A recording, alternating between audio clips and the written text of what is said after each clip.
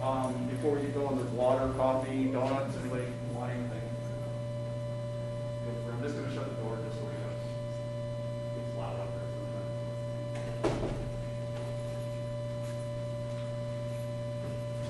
there. Just so everybody knows, we are live streaming. It is live right now. So if you want to text anybody that's interested in watching it, it is streaming live. Good morning. Thank you for coming. This is an exciting event. It's glad to get everybody in the same room. Finally. Before we get going, we'll just do some housekeeping.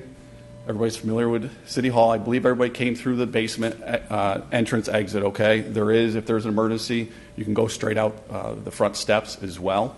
If you need to use the restroom, there's one located on the first floor towards the mayor's office, which is the common lobby. Take a hard left, and right next to the water fountain, there is a bathroom there, a unisex bathroom. Before we get going as well, everybody mute or silence your cell phones. We don't have any distractions. Officer Bolano. And depending on how long this goes, if people need a break, let me know. There's a lot of information. I don't want to, I call it death by PowerPoint, but unfortunately, we do have a lot to present. So if anybody needs a break, if you need to use the restroom, by all means, get up. You're not going to interrupt anybody if you need a water or whatnot. Does anybody have anything else before we get started? A brief agenda, I'll go over it real quick. Introductions we're going to do, obviously everybody. I wish it's almost like a bride and groom here. We need to mingle up a little bit more. We'll introduce everybody from the Social Justice Task Force as well as our command staff. We'll get into the purpose and scope of this presentation.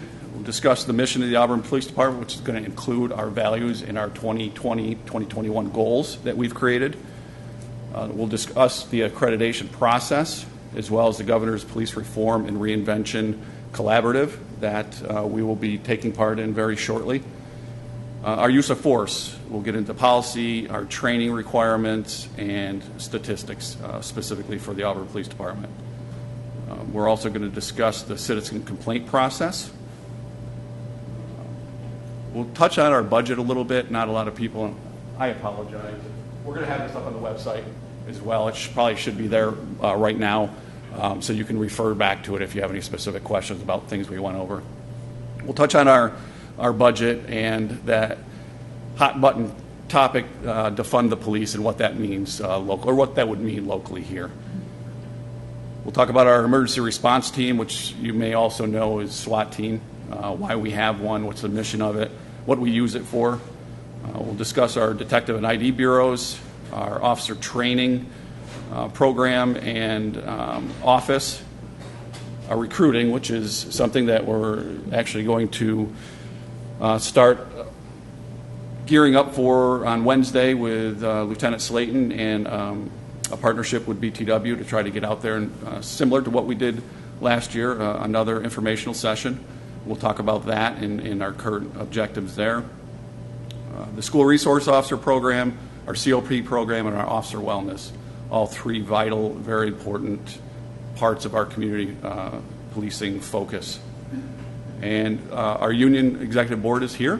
They're going to just discuss briefly about why we have a union, what the union does for the officers, and just high level about the union and the union's relationship with the administration and how well we get along and get things done because it is a collaborative. And in conclusion, if we have time for questions, I definitely want to get into that. I'm not really sure if this will then possibly lead to, we want it to lead to other discussions, so this may just be a basis for those deeper dive discussions that we're going to have in the future. Before we get started, any questions before we get moving on? So why don't we start with all of our guest attendees, if you don't mind, just maybe introducing yourself, a brief background, who you were affiliated with, and then we'll get into our staff. Does that work? Joe, you're right up front. Oh boy, hate being first. Oh, good. All right, I'm Joe Leogrand. I'm the Human Rights Commission for the City of Auburn. I was on the NACP for a long time, executive board. And I'm the one you get all the noise complaints from. They know you. I saw a task force out there this week. I'm glad they stopped some guys from doing something. Unmarked cars and police cars. Thank you very much for your help. Mr. Ellison? Bob Ellison, Chair of the Human Rights Commission. Doctor? Bill Roberto, retired from Virginia, justice professor, and on the board of the Harry Tubman Center for Justice in the city of Greenville. Mr. Hardy? Jack Hardy, Chairman of the Civil Service Commission, and on the board of directors of the Harry Tubman Center for Justice. Mrs. Brower? Jill Brower, Harriet Tubman Center, and Human Rights Commission. Councilwoman? City Councilor Deputy Woman. Bill Berry, I'm Chair of the Harriet Tubman Center for Justice and Peace. Retired after 33 years in higher education, and I'm a resident of Auburn. Phoebe Gonzalez, I teach at the high schools, and I am a member of the Human Rights Commission for 4 years. I'm Rhoda Overstreet Wilson, and I am on the NAACP board. I'm on the Harriet Tubman Center for Justice and Peace board. I'm also on the Human Rights Commission board. I'm done with school, so that's why I'm doing all of this stuff. I'm also on the city school board, and I'm very active in our community. I also teach at the local college, so I teach intro to sociology. So all of these discussions I'll bring back to my students. So we can have discussions about this. Thank you all for having us. My name is Tricia Kerr. I'm a legislator with Union County.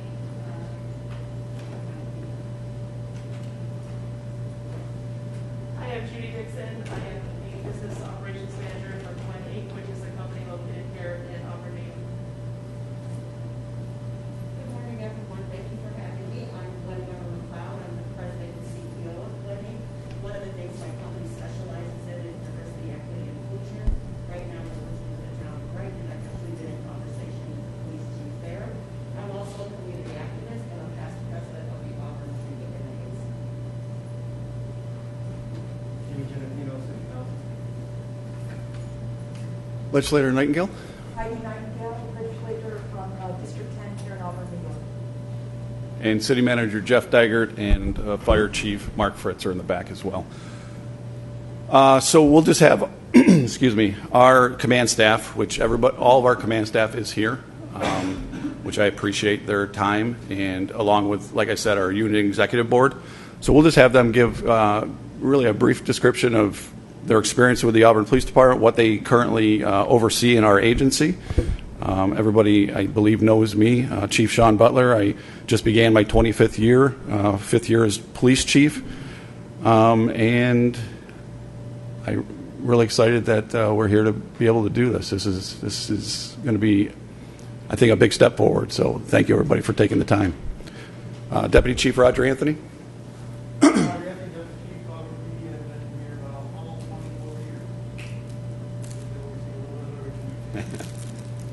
Captain Shattinger.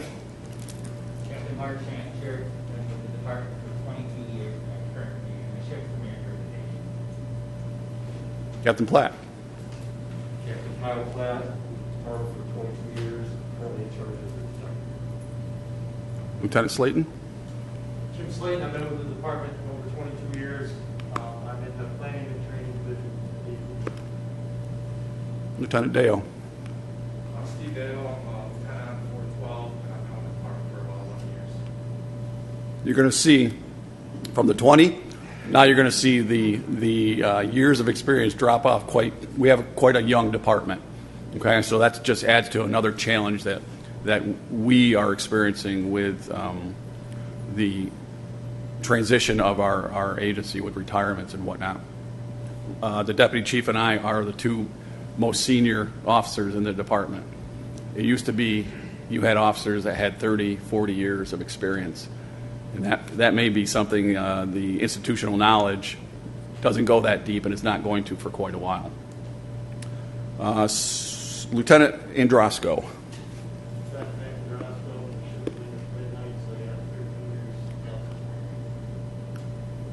Sergeant Spengler? Sergeant Tim Spangler, I'm in charge of the Finger Truck Task Force. For over 16 years, also a firearms instructor. I'm on the executive board. You're going to see this name twice. So, Sergeant Christine Gilfus. Christine Gilfus. I have 14 years on with the department. I'm in charge of the SROs, the COPs, and whatever else at the discretion of the chief. It's a lot. Sergeant Hare. Matt Hare, Sergeant with the police department here on the day shift now. I've got 60 years law enforcement experience, the last 8.5 years in the city. Sergeant Greg Gilfus. Sergeant Greg Gilfus, I'm in my 21st year with the department. I'm traffic coordinator for the city. I police parking enforcement, I oversee that, and I go crossing guards and traffic. Sergeant Dave Walters. Dave Walters, I've been with the department for 11 years. Day shift. Sergeant Edmonds. Sergeant Dave Evans, supervisor on the Fort Culture. Been with the department for 12 years. 11 years. Sergeant Smith. James Smith, I'm a sergeant on Fort Culture. Back on the department about 7.5 years. And our newest sergeant, Sergeant Chadwick. Mike Chadwick, sergeant on the midnight shift. I've been here a little over 7 years. Okay, so we do have an open vacant sergeant position. We have a shift commander and 2 sergeants on every shift, so we're running short right now because of, obviously, our manpower issue. I didn't forget anybody, did I? I hope not. How about our union board introduce themselves? President Joe Villano. Joe Villano, 19 and a half years, I believe. President of the union, use of force, firearms, all the use of force stuff.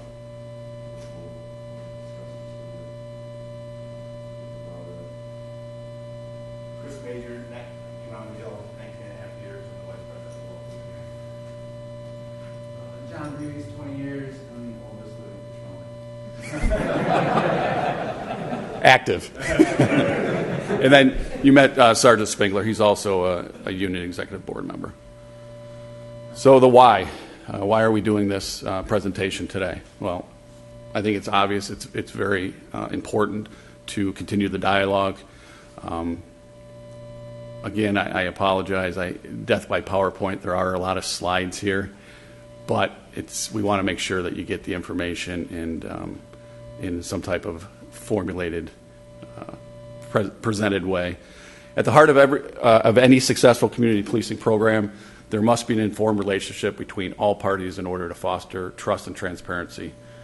For instance, between the public and the police, all crucial to a positive partnership is a mutual understanding of the needs and expectations of one another, which must be accomplished through the continual dialogue and reciprocal education of all parties.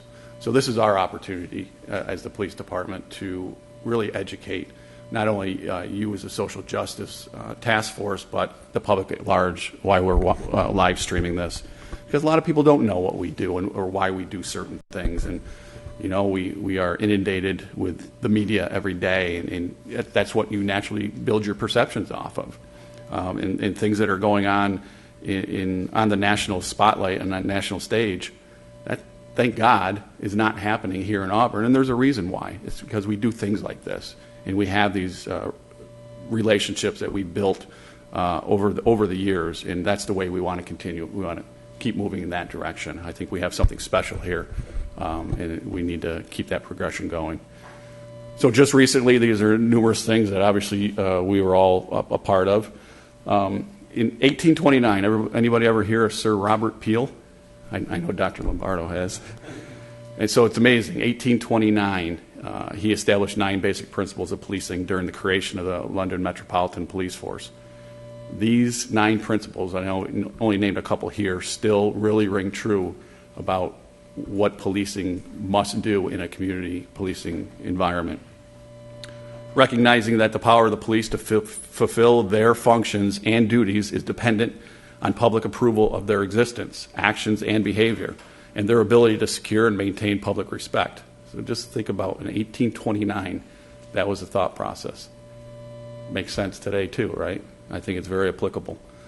recognizing that to secure and maintain the respect and approval of the public means also securing of the willing cooperation of the public in task of securing observance of the laws, recognizing that the extent to which the cooperation of the public can be secured diminishes proportionately the necessity of the use of force and compulsion for achieving police objectives. So, that's what everyone in here is taught those basic principles in the police academy. They really are obvious to, the core values of what we as the police must do in our community. The Auburn Police Department mission statement: to enhance the quality of life in the city of Auburn by working cooperatively with the citizenry to enforce the laws, preserve the peace, and provide for a safe environment. So do you see Sir Robert Peel's principles embedded into our mission statement? Most mission statements are like that. Ours used to be quite lengthy, but as part of our accreditation process and part of our partnership with Syracuse University several years ago when we did a community survey, we really refined that down to meet those basic principles. Without a strong and active partnership with those we serve, our capabilities will become diminished. Our motto: expect excellence, a standard the community places upon us, as well as we do of ourselves, as well as each other. Accountability is crucial and key to success.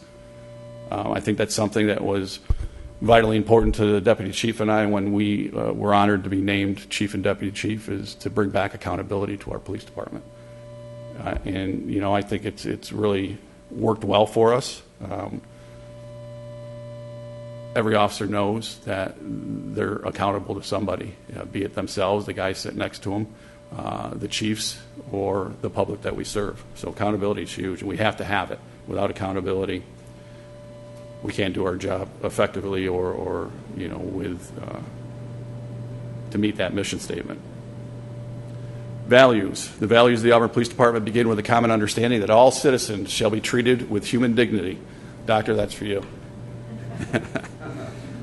Regardless of race, social class, gender, religion, background, or beliefs, each individual we serve will be given respect, excellence of service, compassion, and understanding, while we promise to always maintain our integrity through collaborative teamwork and accountability by means of a strategic partnership with the community members that we serve. So obviously the key words that I had in the values statement are all spelled out there, exactly what we will deliver on each of those values that we have as part of our statement. Like I said, this will be available. I'm just going to, for the sake of time, I'm going to skip over those unless anybody wants me to read those out loud. But those are very important in our core values. So every year we create goals for the upcoming year as part of our budget process. I've chosen, there's several, there's upwards of, I believe, 9 this year. And that might be something from our drone project, getting that off the ground. It might be something like community engagement, which is an ongoing and continuous goal. So those focus goals that are relative to this presentation, I've pulled out for this presentation. Continued engagement and improvement of services to our community. Our goal is to develop programs and partnerships that continue to build trust and equity with our citizens through understanding of each other's common desires of maintaining a safe and vibrant community for all to thrive. Develop a comprehensive police reform and reinvention plan. I'm not sure how many are aware of the governor's proposal, actually executive order. I got a whole slide on that, so I really won't delve too deeply into that. But ideally, the sheriff and I would like to partner with the county and do a comprehensive plan between our agencies. I think it would be worthwhile to really have inclusion as the county as a whole. So that's early tentative plans, but that's kind of the idea of what we're looking to do, and I'll talk a little bit more about that going forward. Recruitment retainment. This is an ongoing goal as well. Normally, I don't want to take Lieutenant Slayton's thunder, but he'll get into details on this. Usually we have a civil service test that could last anywhere from 2 to 4 years. This one lasted 1 year. We're giving another one in September. So he'll go through some specifics on that. But obviously our goal is to establish new ways to attract, hire, and diversify and retain personnel. Objective to work with our City of Auburn Civil Service Commission as well as community stakeholders in streamlining our recruiting process which if you've ever looked at it, it can be pretty daunting, and I guess it could really turn people off the process. But unfortunately, it's a civil service law. There's guidelines and restrictions we have to work within. So if we can maybe make it that much easier by holding these seminars and kind of taking some of the fear out of signing up for these tests, that's the steps that we're going to do. And I think we owe it to the young people that may be interested but aren't sure, don't have that structure at home to help them find their way through the process. And Lieutenant Slayton can talk about our event on Wednesday as well. Administration succession plan. I kind of let the cat out of the bag at our last meeting with Rhoda and Bill, but I have told the city that this will be my last year. I am planning on retiring this time next year. So, and the reason I announced that a year in advance is because that's a process. I didn't enjoy or have the benefit of having a succession plan before me. It was kind of the keys to the office, and there you go. But thankfully, I had a city manager and a council that supported me and made that transition that much easier. But I want to make, with all the good work we've done, I don't want to just walk away. I want to make sure that we have a roadmap planned out. So here's our succession plan. Everybody in this room, and we're going to, work over the next year to really fine-tune what that looks like. And the day I walk out, I know I'll feel that everything is in place to continue on what my vision was. And the vision's going to change, and that's part of a succession. The torch will change. The torch will go in it could go in a different direction. But I think we have everybody in this room, all the leadership at our police department, I think they understand the culture change that has gone on for the last 4+ years and the good things that are happening. So I'd really like to see that continue in that fashion. So, but that's definitely a goal, is to really hand that torch off and continue on the good work we've done. So the first thing I'm going to discuss is the accreditation process. We are currently going through New York State accreditation. In July, we actually started it several years ago. This is a multi-year project. And it's one of my goals to hopefully really have cemented in place before I leave. In July 2018, the Auburn Police Department embarked on a multi-year project to obtain New York State law enforcement accreditation for the first time in our department's history. Accreditation provides a law enforcement agency with a mechanism for which to evaluate and improve the overall effectiveness of their agency and the performance of their staff, and gives formal recognition to agencies that meet or exceed general expectations of quality in law enforcement. So in order to achieve New York State accreditation, chiefs of police and other agency program staff must be able to clearly demonstrate that they have developed and implemented and adhere to a variety of sound policies that comply with 110 standards set forth by the New York State Division of Criminal Justice Services Accreditation Council in the areas of administration, training, and operations. So why do we want to do accreditation? Is a ton of work, more than I ever thought possible. Like I said, we've been doing this for 2 years. We're recreating every policy and procedure that we follow as officers. Some of our policies and procedures, so every time a new chief comes in, they may tweak something, put their name on it. We had a policy and procedure book that I think had at least 4 different chiefs on it. A policy and procedure book is a living document. It has to change with the times. It has to adjust. It has to mold to societal needs. We were lacking in having a policy that was present to what our society needed it to be. So this really formalizes that plan. It really gives us a roadmap to make sure that we are on the cutting edge of policies and procedures that are recommended by the state and the federal authorities.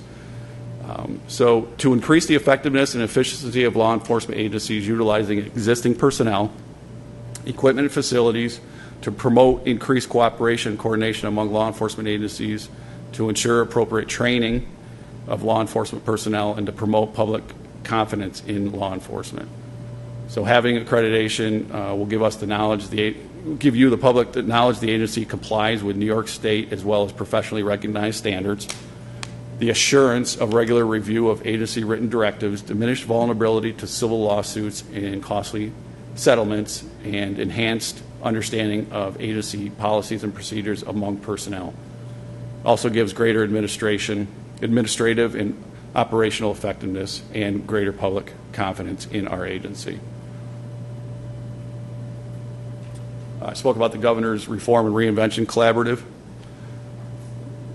I won't go into great detail, just to give you, for those that aren't aware of it, on June 12th, 2020, Governor Andrew Cuomo signed Executive Order 203. It was titled the New York State Police Reform and Reinvention Collaborative, and it was in an effort to eliminate racial inequities in policing, modify and modernize policing strategies, policies and procedures and practices, and to develop better practices to better address the particular needs of communities of color, to promote public safety, improve community engagement, and to foster trust.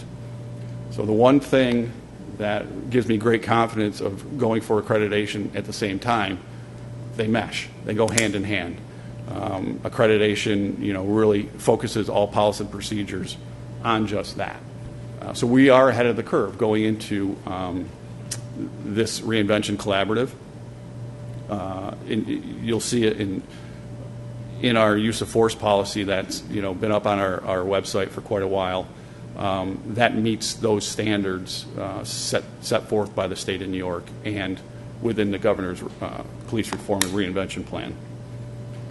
I know the sheriff has talked about his agency. They were accredited several years back, lost the accreditation because of there's money involved, time and manpower, and it's a labor-intensive process, but I know he is talking about possibly trying to achieve that again. So that'll just help both agencies. That'll work in tandem. So the plan development, it is the desire of the City of Auburn to partner with Q County officials and stand up a steering committee that will guide both governmental bodies through a unified plan development for the City of Auburn and the Auburn Police Department and the County of Cayuga and the Cayuga County Sheriff's Office. This steering committee will develop work groups consisting of local elected officials, police agency members, community stakeholders, and citizens alike who will work together to discuss and suggest equitable and meaningful, innovative ideas that meet the needs of our community and further developing the relationship between the police and the public we serve. Everybody in this room working together, maybe not this big. That's a little tough to kind of control that, but that's how I envision it. A demographic from people in this room to really work through this and make sure it's fair and equitable and what our community needs and desires. When the work groups report back to the steering committee, there will be, with their constructed ideas and suggestions, they will facilitate the creation of the local government plan that will then be presented to the public at large for conversation and feedback, ultimately refined into the form of a resolution for passage by each governmental body. Once approved, the plans will be forwarded on to the New York State Director of Division of Budget, who will affirm that the process has been complied with. We, as unified bodies of local government, would like to begin on this plan in the very near future. Okay, I'm done talking for a little bit. Sergeant Jamie Smith and Officer Joe Villano, they're going to talk about our use of force.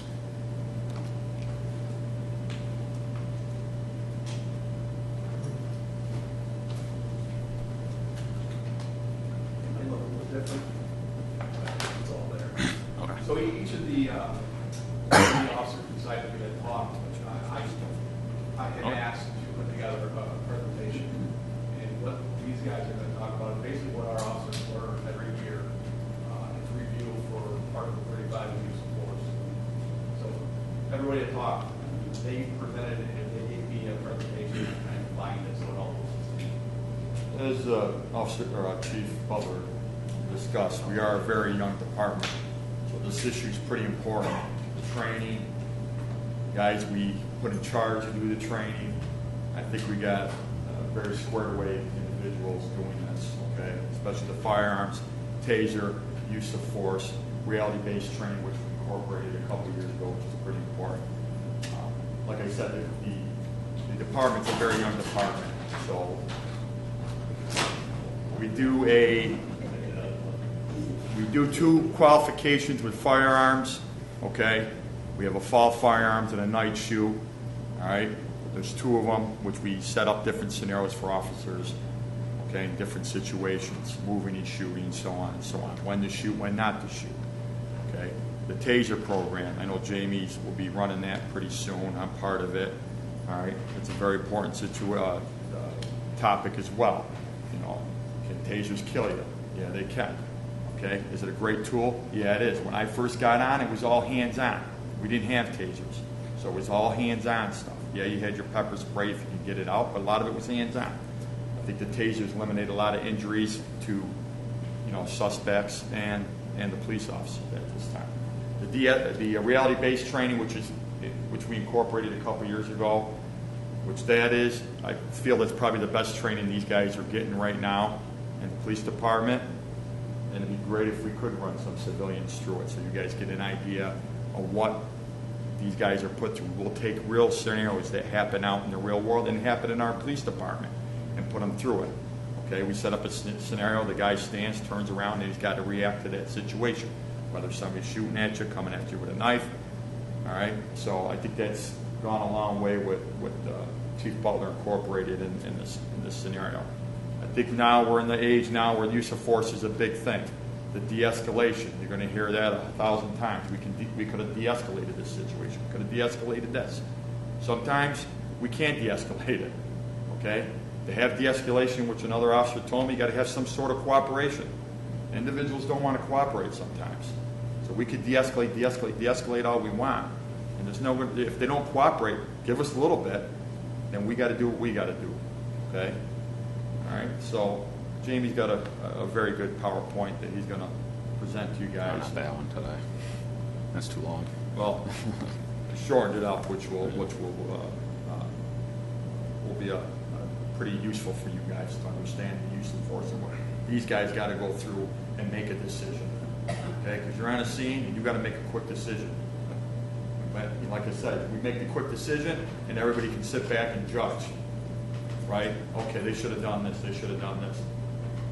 Like I said, that's why the reality-based stuff's pretty important, and the training that we do put these guys through is pretty intense. When they get to the academy and when they come out of the academy, it's still intense. Even if you got 19 years on or 2 years out of the job, you still got to go through it. Okay? Like Joe said, I'm new to this. For years, it was Mike Roden that did all the training for us, and if you guys know Mike, that's some big shoes to fill. Joe's got 19 and a half years on, so first Mike left, everything got dumped on him, and he started taking over. I joined, started helping him out, and he's kind of turning some of the reins over to me. I'm starting to take over the use of force, taser, like he said. I think I'm pretty much doing all the taser in the fall for us. Like he said, our new training, we went in, me, him, and Jeremy Hinman, the other use of force instructor, kind of revamped our yearly use of force. Before it was all day. It was death by PowerPoint, which was good. We had to review everything. Now it's my use of force presentation every year for these guys. It's an hour. I'm going to switch it up every year. It's going to be an hour long, videos, things like that. We're going to touch on the policy, the important parts of the policy at least. And then after that, like I said, we do the reality-based training, which is excellent. We got a lot of great feedback from the officers all year. I invite all you guys to come through at some point. I know some of the council members did it a few years ago. And they can tell you it's different when it's right in front of you. It's a lot different. Today I'm really just going to touch on some of the main points of our policy and procedure. Do you got that thick packet? I'm going to go over what the recruits are now getting in the academy as far as new training in the academy with defensive tactics and their use of force. Right now I'm just going to touch on, in our policy, it's long, it's on the website. I encourage you to go on the website, read it. It follows Graham versus Connor, which is a court case. The main point of that court case is officers can't be judged. They got to be judged by their decision based on their perception at the time the force was used. All right, so one of the spots in our policy the chief wanted me to touch on is our duty to intercede. Any officer present observing another officer using force is clearly beyond that which is objectively reasonable under the circumstances shall, when in a position to do so, intercede to prevent the use of unreasonable force. An officer who observes another use of force that exceeds the degree of force permitted by law should promptly report these observations to a supervisor. So it's in our policy. It's hammered every year. It's hammered in the academy to these new recruits. It's hammered every year with us. We got to intercede. It's hammered during Taser too. We have to intercede. If we see an excessive use of force, we have to intercede, notify a supervisor. And then I'm going to kind of just fly through some of these again. This PowerPoint is pretty much our policy, just broken up into slides. So I'll go back to that. You're going the wrong way. I am going the wrong way.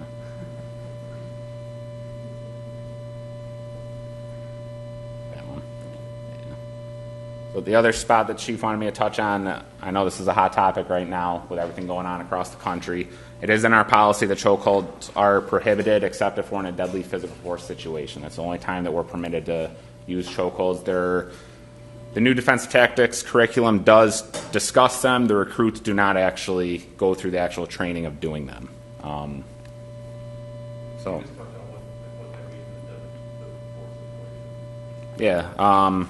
A deadly physical force situation is going to be a situation where the officer involved or a third party present is in imminent danger of deadly physical force being used against them. I could rattle on all day of different scenarios, but pretty straightforward. If I think I'm going to die, or I think a person is about to kill another person, and my only option is to use a carotid hold to end it, I'm permitted to do so, or I'm permitted to use deadly physical force against that person to stop that imminent threat against myself or a third party.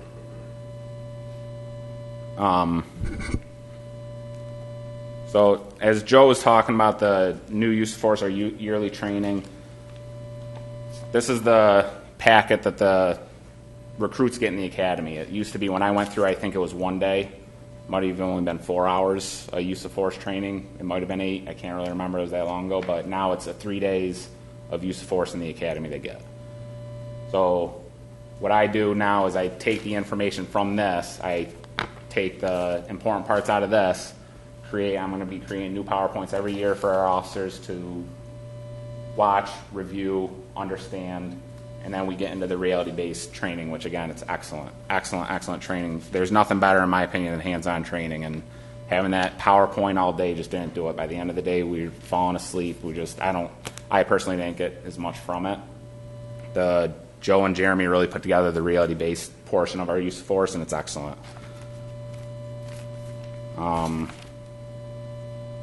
So did you want to talk about the actual scenarios at all? So, like I said, when we put them through this scenario, it's sim guns, okay? So you're using, sim gun is just a marking cartridge. It's almost like a paintball, all right? So obviously our officers get them, and then the role players will get their sim guns or knives or whatever we do. Basically, we'll put you in the corner of the room, and you'll get hit with scenarios. You'll do like 5 scenarios back to back. It's a little stressful, it'll beat on you. Okay, so it's designed to make you think quick. Hopefully, you do make the right decisions in that situation. And if we got to tweak some stuff, we tweak some stuff, so you do make the right decisions in that situation. Right? As far as specific to our department, there's one scenario that I was one of the role players through the whole thing. And there was one scenario that every day I thought, it's a don't shoot scenario essentially, and I thought I'm going to get lit up during this scenario just because of the way we run it through. Not one single officer through the entire training. We had a couple draw their gun, but overall, specific to our department, not one single person shot during that. Well, what he's talking about, like mental health, which we're dealing with all the time. If somebody's got something in their hand, you got to make sure it's a weapon. It could be a phone, okay? It could be a comb, whatever. Something that looks like a gun. We got to make that split decision, all right? So that's some of the scenarios that are thrown at these guys to make those split decisions.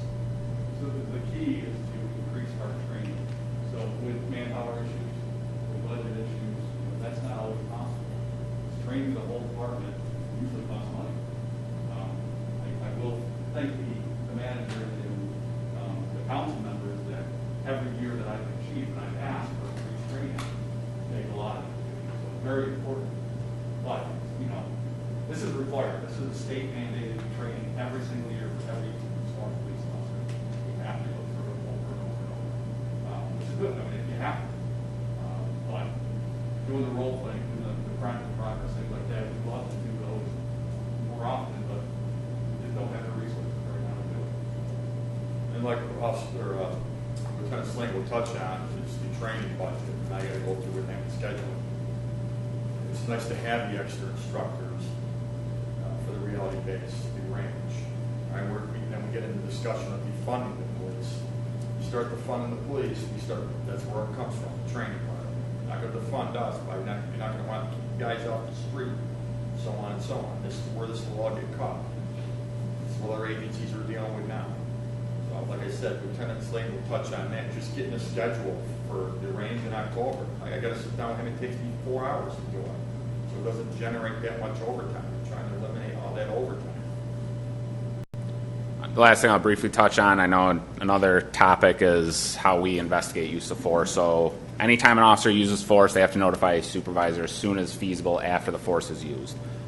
Supervisor's got to respond to the scene again when feasible. 99% of the time we're able to go and respond to the scene. After that, they have to do a use of force form. We call it our defensive action report. It's basically fill in the blank of the person's information, why the force was used, it's just check boxes to go through, and then the officers have to write a narrative, a case report on it.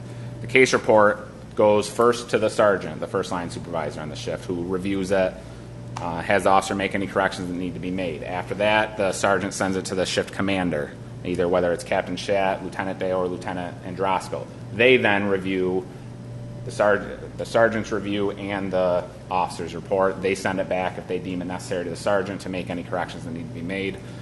Gets sent back to the lieutenant. After the lieutenant approves it, it goes to the deputy chief. He does the same thing, and then the deputy chief sends it to the chief. So again, every single use of force has a step of multiple reviews to make sure everything was done appropriately by the policy. The most minute use of force technique fits the criteria for use of force. We're doing that report, and it's pending on my desk. I read every single one. So that's accountability. That has to be there. Overall, our officers do a pretty good job. But it gives us the insight to what's going on. We're very removed. We're not going to shoot them. We're pretty removed. And these are the guys that accountability is going to start with them first. You want to touch on this? You guys all set? Yeah, thank you. So we thought it was important to go over the use of the force that the Auburn Police Department utilizes every year. So these are our numbers. So again, it's going to be on our website, so you guys can look at these more specifically. 2012 is really when we fine detail started documenting these uses of force in this criteria. So you'll have the year, the calls for service. So that's every call for service that one of our officers answered. Okay? So number of incidents. These are a number of uses of force per year. Hands-on, so we grappled. Taser displayed, so I pulled my taser, but I didn't utilize it. Okay? Taser deployed, taser drive stun, that's a type of deployment where it's up close and personal. It's not the darts. This is another training technique that we can use a taser for.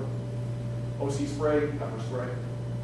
Baton, we have collapsible batons that we carry.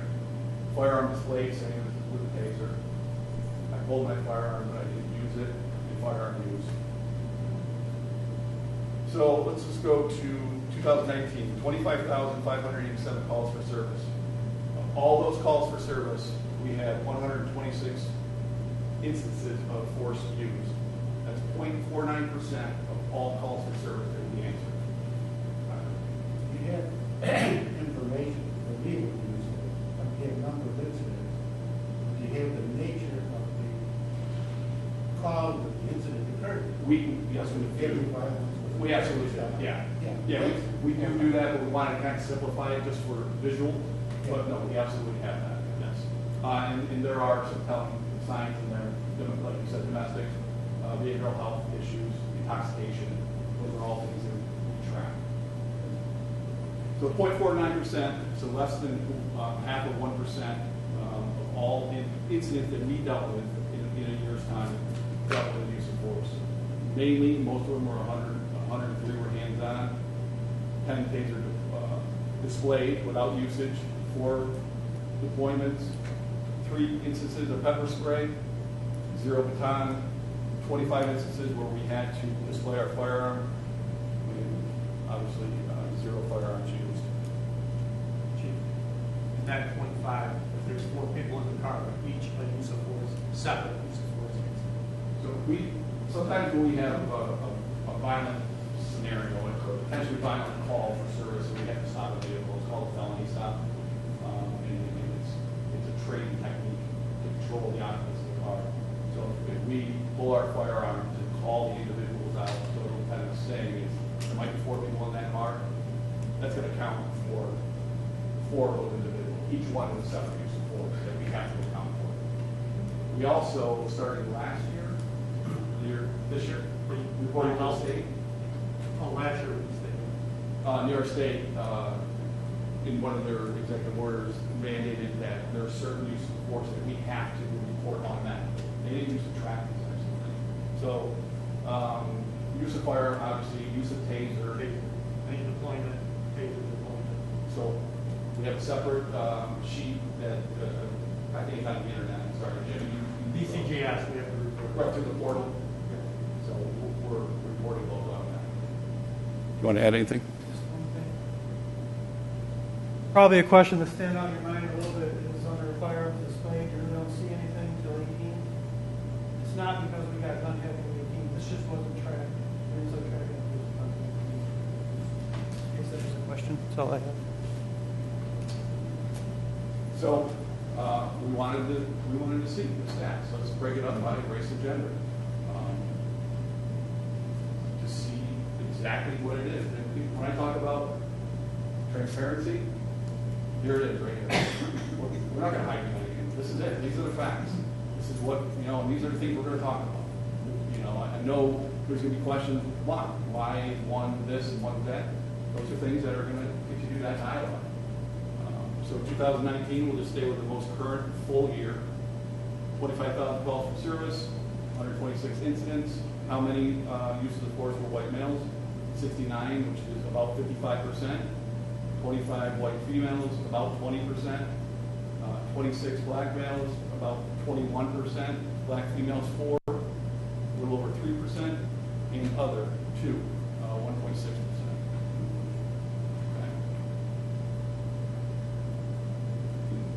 Please review these in more detail at your leisure. We can break them up any different ways. We want to know, is there a bump that, and you can see domestic violence calls around the holidays, you'll see domestic violence calls go up. So those are things that are of interest to police. But summer months, things go up. Various reasons, you really got to drill down deep and why does that happen? People are outside, hotter, irritable. Okay. Deputy Chief, citizen complaint process.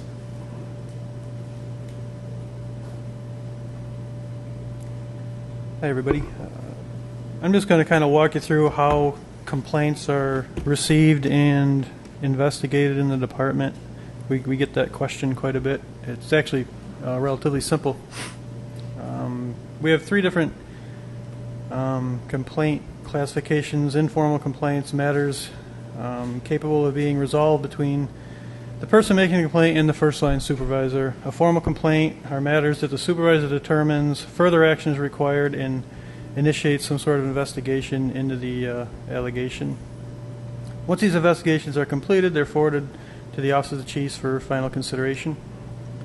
Incomplete complaints occur when the complaining person makes themselves unavailable for follow-up. If the complaint is serious, it can and will be investigated without the complaining party's involvement. That's in there because oftentimes we'll receive some sort of verbal complaint in the heat of a stressful situation, and maybe that person cools off and just chooses not to follow through with it. We see that a lot. We'll see anonymous complaints come through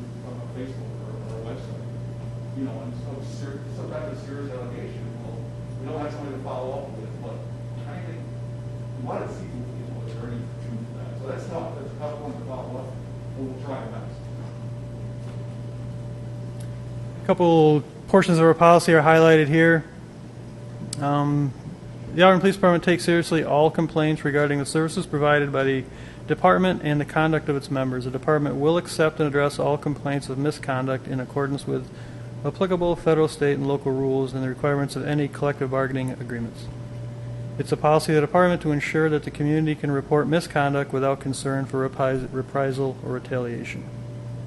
And I can genuinely say in the 4+ years we've been in this position, we haven't seen that happen to anyone that's filed a complaint. Our policy on accepting complaints is that they will be courteously acknowledged by any department member and promptly referred to the appropriate supervisor. Although written complaints are preferred, a complaint may also be filed orally, in person, or by phone. Such complaints will be directed to a supervisor.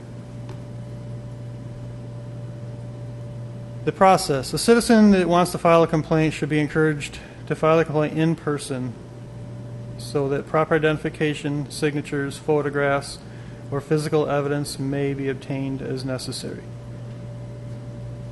The citizen should seek out the supervisor responsible at the time of the incident in question by making contact with the APD desk. So, very simple, you call the 911 center, they'll route you to the desk, find out the supervisor that was responsible at the time of whatever incident the citizen wants to discuss, and that's where it starts. It starts at that command officer, that first line supervisor of that time of the incident.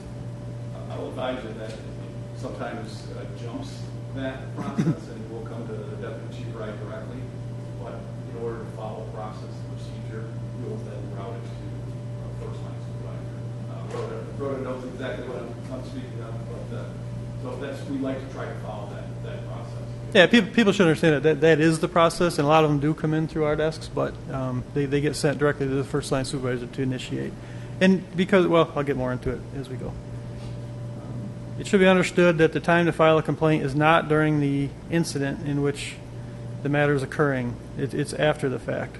That's why we ask people, cooperate with the police, get through it. Maybe they are wrong. That can happen. But come to us after, when things are calm, everybody's safe, in a controlled environment, and we can work through it. Upon receiving a complaint, the supervisor will initiate a thorough investigation into the matter. This includes interviewing witnesses, documenting any available evidence to include photographs, video recordings, neighborhood canvass interviews, and documentation of any alleged injuries or lack thereof. Upon completion of an internal investigation into a formal complaint, the first line supervisor forwards that report to their command officer, which is either a lieutenant or a captain. It then goes to my desk, and Sean and I will review that together and make a decision on what the disposition is going to be. The internal investigation will then be forwarded to the chief's office, and a final decision will be made. Okay, covered that. All formal personnel investigations will be determined to be one of the 4 dispositions: sustained, not sustained, exonerated, or unfounded.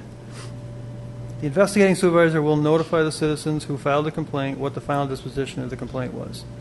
So we try to do that follow-up once we conduct our investigation, to reach back out to the person concerned and explain to them what we found and what typically we don't share what discipline, if any discipline, took place, but we'll certainly share that something took place. We went over this the other day, going through our files since we've been in charge, and we can't find any disciplinary action based on a civilian complaint since we've been here. So that speaks volumes to... It does speak volumes, but don't take that we're not holding our officers accountable. I think we ask the union members, there's definitely, like I said, a culture change. We've had disciplinary incidents, we just haven't had any that resulted from a citizen complaint. And I think that speaks to the outstanding job that our officers are doing. Is the public always happy with how things go? Absolutely not. But as long as we sit down with them, through Human Rights Commission or NAACP, they explain, I think that is kind of where the lack of understanding or somebody just talking to a complainant, I think that's something that we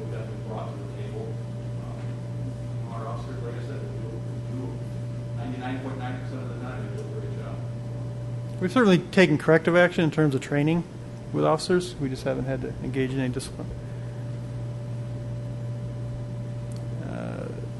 Some steps of the administrative investigations. A personal complaint may be initially presented to the department in person, by phone, email, or by letter, prompting an inquiry from a supervisor to investigate the complaint.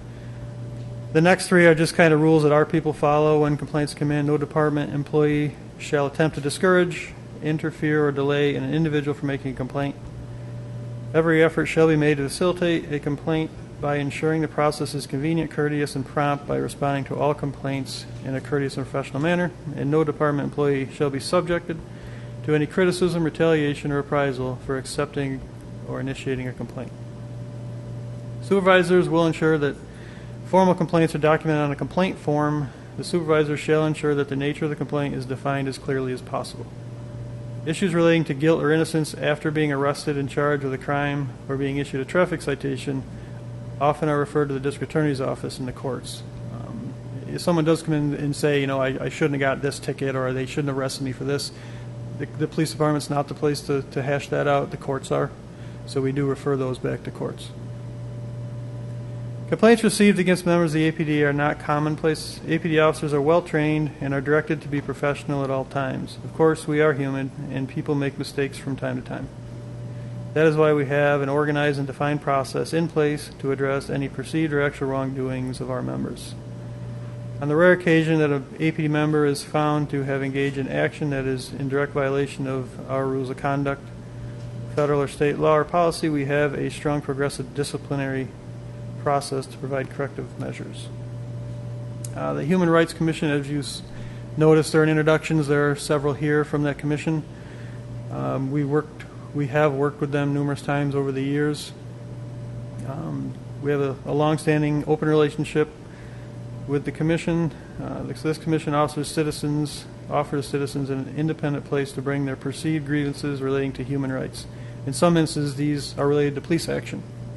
There have been a few occasions in the past 4 years in which Human Rights Commission members have met with APD staff to discuss issues complaints brought to the commission by citizens.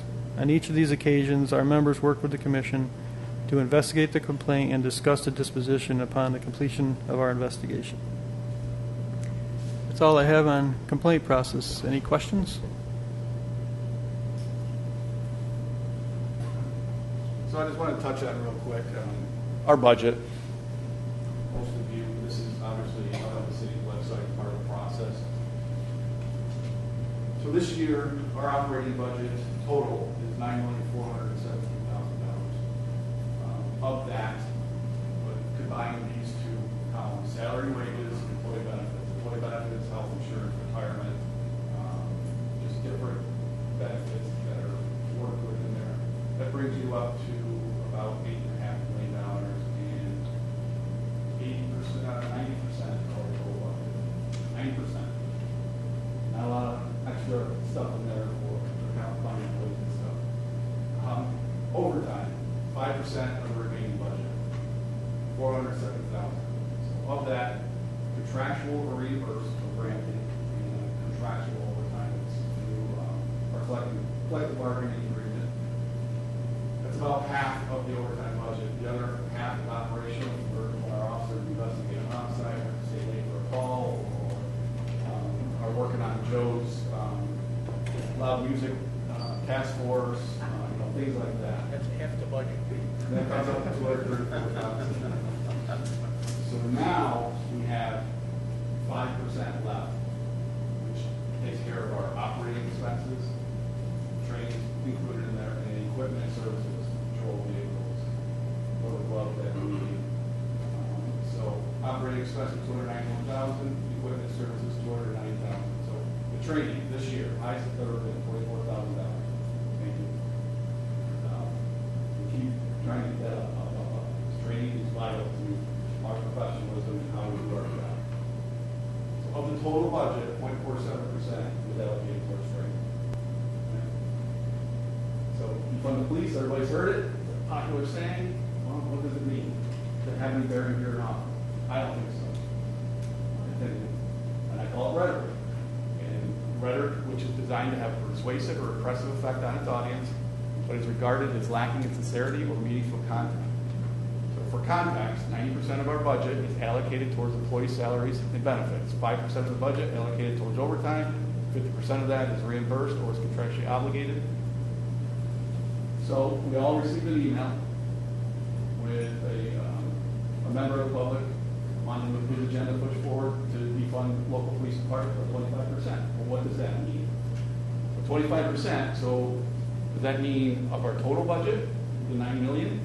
That's over $2,354,000. Take 25% away. That's losing jobs. That's all. We're already short. We already see the service that we have to not go on certain calls or quality of life issues that is very important to Joe, but we can't go on them all the time because we have higher priorities because we don't have the manpower. So $2 million off of that budget, that's a lot of people. Okay? Or does it mean $25 million off of this number here, which of $500,000, that's taking $125,000 off of that. So no patrol car, no training. Where's that money? What are we cutting? Yes, Council. I just wanted to, I don't know, point out or ask. What you're telling us here now is we do this through the budget process every year, but it's public. Oh, absolutely. So this isn't like something you've been asked to. No. This comes out every year. Sure, and we have public hearings on the budget, and it's just that hot button. Things that might be important in Minneapolis, they have a totally different societal issue going on than what we have here. So I don't believe it's applicable here. And we gotta separate those two things. Again, this is my opinion. I'm very passionate about it. The public just can't hear the questions that are being asked. Can you just repeat the questions when someone asks? Thank you. Okay. Councilor McCormick had asked if through the budget process, if the public has an opportunity to comment on the allocation. This is not something that came up during the public to be heard on our budget. No, this is just I'm addressing the national dialogue regarding defunding the police and what that would look like here locally. Gwen.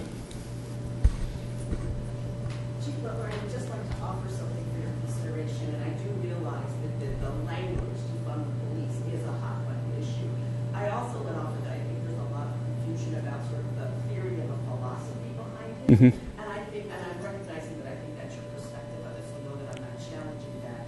But I do think if we would all take some time to kind of understand at least the spirit of it in my mind, and I know this is difficult. I come from a family of people in law enforcement. I want to private context, but I'm hearing it as looking for other ways to either find funding or reallocate funding to boost up your opportunity to have better contact with Sure. the humans that you Sure. support.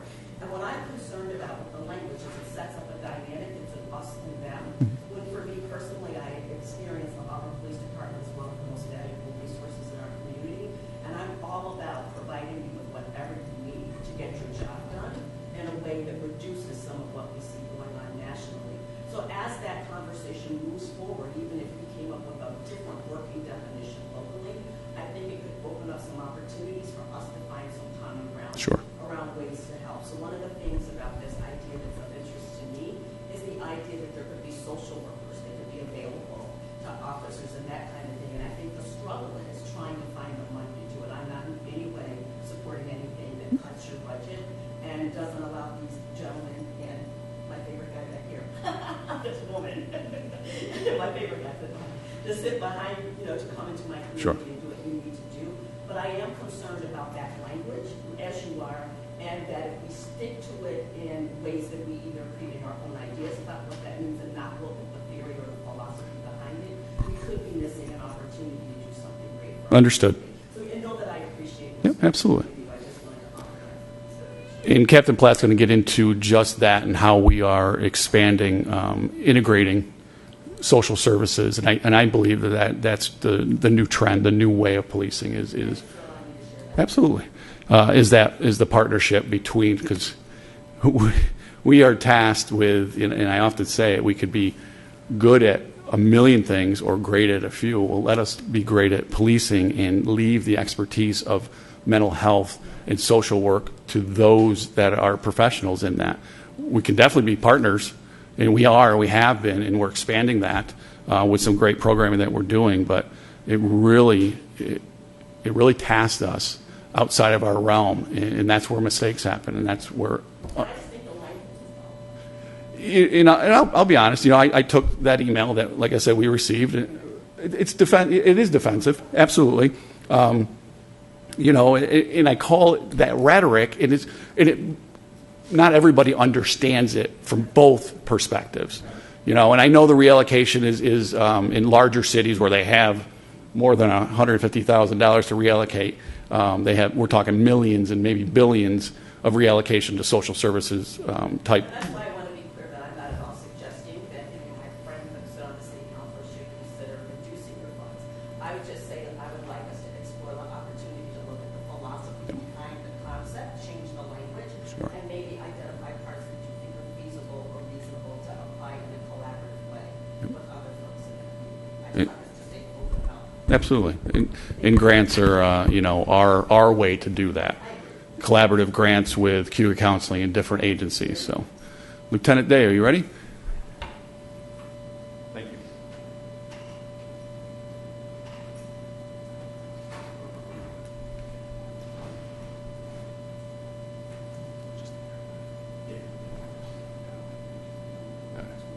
Again, Steve Dale. I've been on it for about 11 years.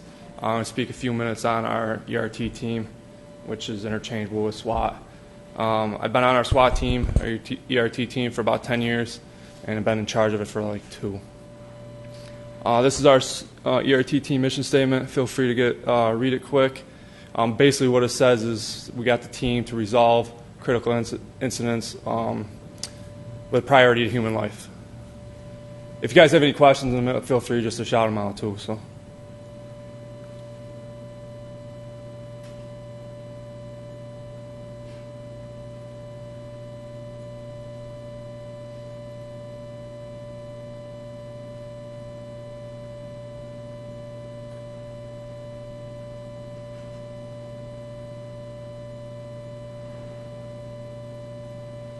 Everybody have a chance? So our team structure, we have a team commander, an assistant team commander, and then that breaks down even farther to 3 team leaders, which have members under them. We do that simply to help divide up tasks, and it gives it a little bit more command and control over what we're doing during a call-out or a situation. We also have trained hostage negotiators that we work with if the situation dictates. If we need some negotiators to help us, they come with us, and then we work them into the plan.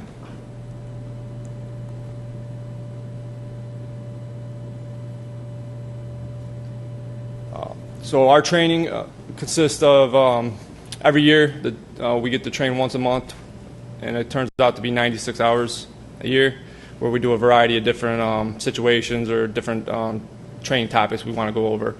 We try to hit the major ones and then move on to what we feel we need to work on as a team.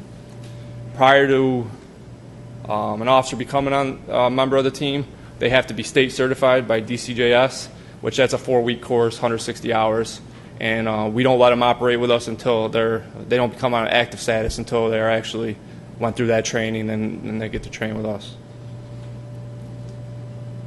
And then we work with the training office. You can probably ask Lieutenant Slayton. I'm always asking for something and trying to send people elsewhere. Slayton? What about us? Well, for training-wise, it goes there. For budget-wise, it goes here. So my goal and our goal is to get guys to other training as well, so we get a wide variety. We don't know everything. We go out, we learn what other people are doing, we bring it back, and if we feel it's deserving, we implement it. It also gets people certified and specialized in different parts of what we need them to do.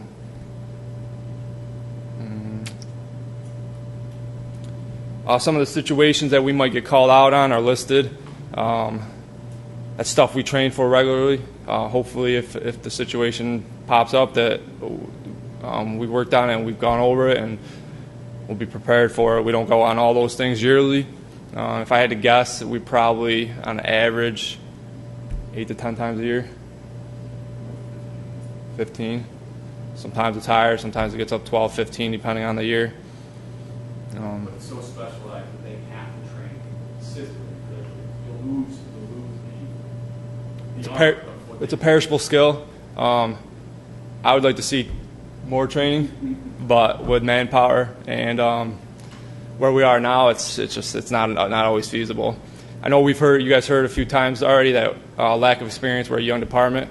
We are overall. This is probably one place we're not. I think we have like 3 guys with like 5 years on. Everybody else has 10, 11, and then even probably half of them got 15 or better.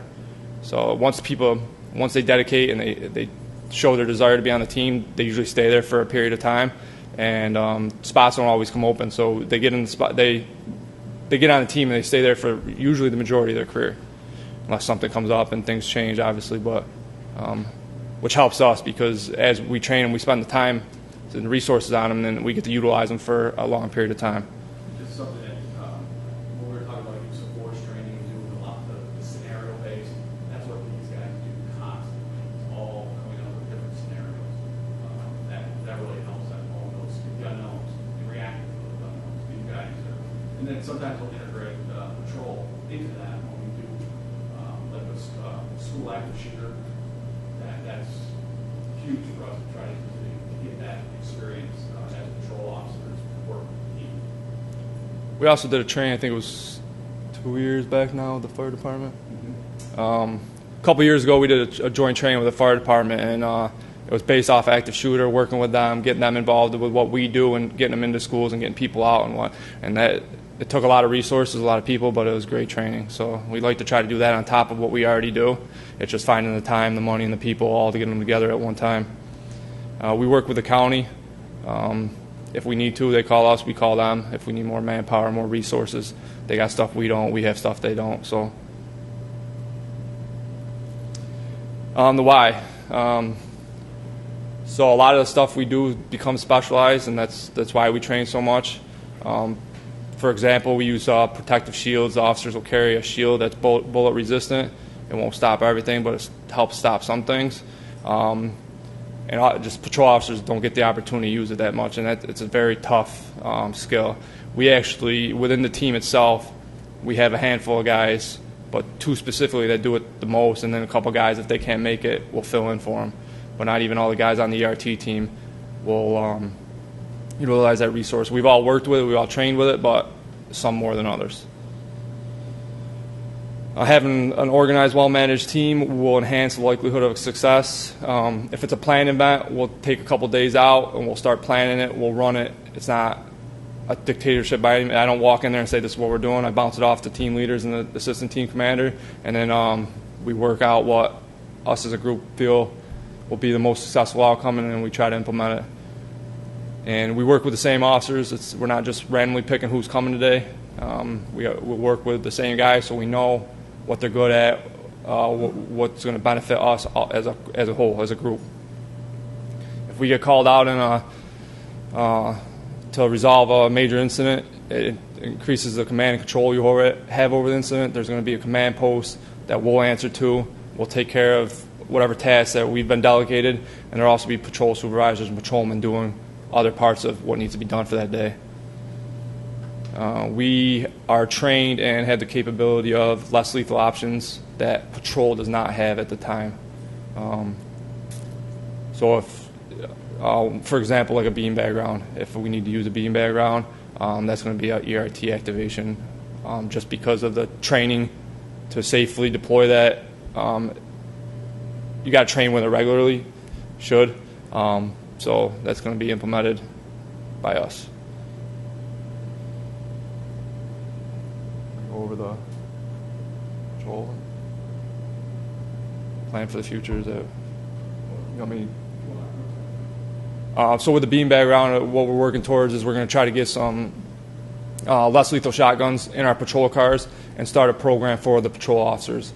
Because realistically, best case scenario, if I get a phone call that we need the ERT team in, 30 to 45 minutes, and I'm being generous to us, it's safe to say probably within the hour. But that's a long time.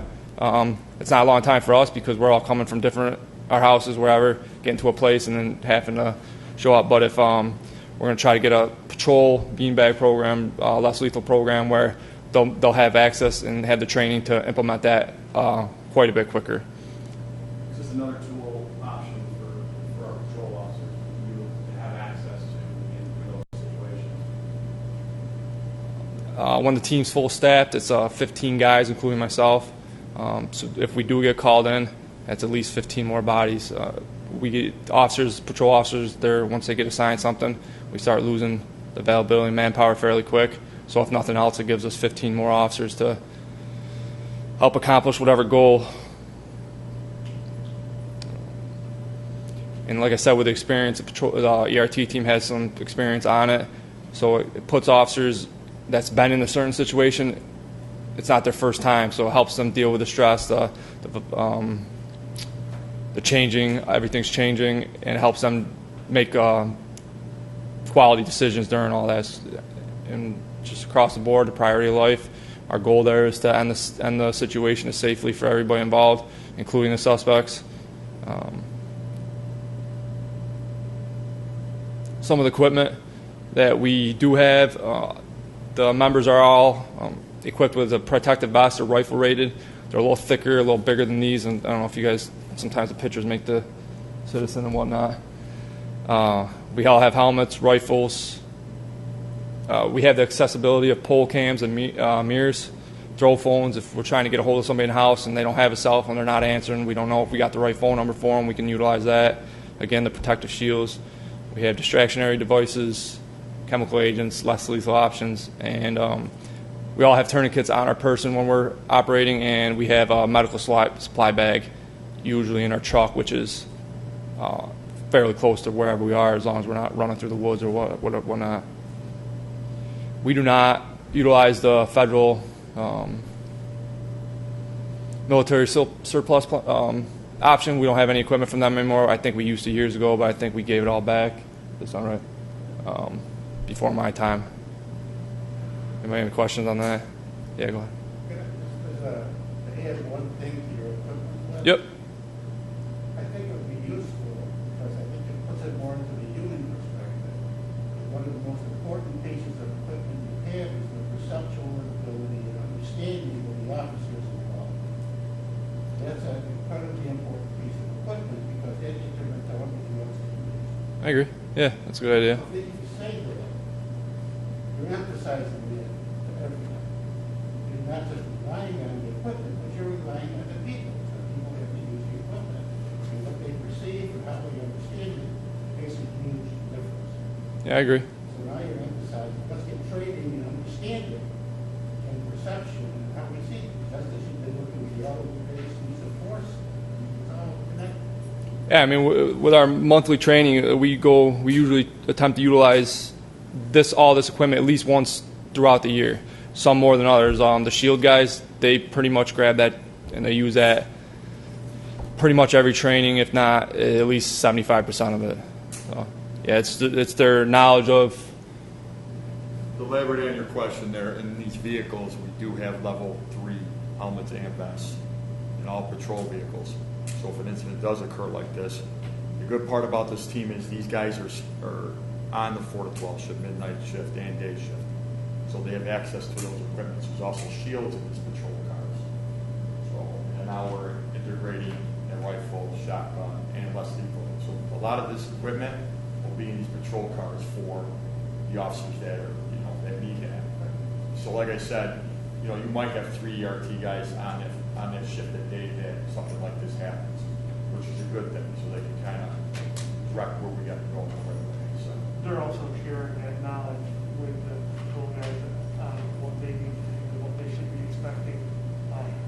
That has been one of the positives of having the different levels of experience on the team, so they actually have the opportunity to share that while they're on the street. Okay, I'm here, we're behind this tree, this could happen, this could happen, this could happen. Be thinking about this, be thinking about that. And thankfully, pretty much everybody on the ERT team has a pretty good working knowledge of what we're doing, and they're not afraid to share that. And there are pretty outgoing people. They try to share knowledge with the other people who may not have had those experiences.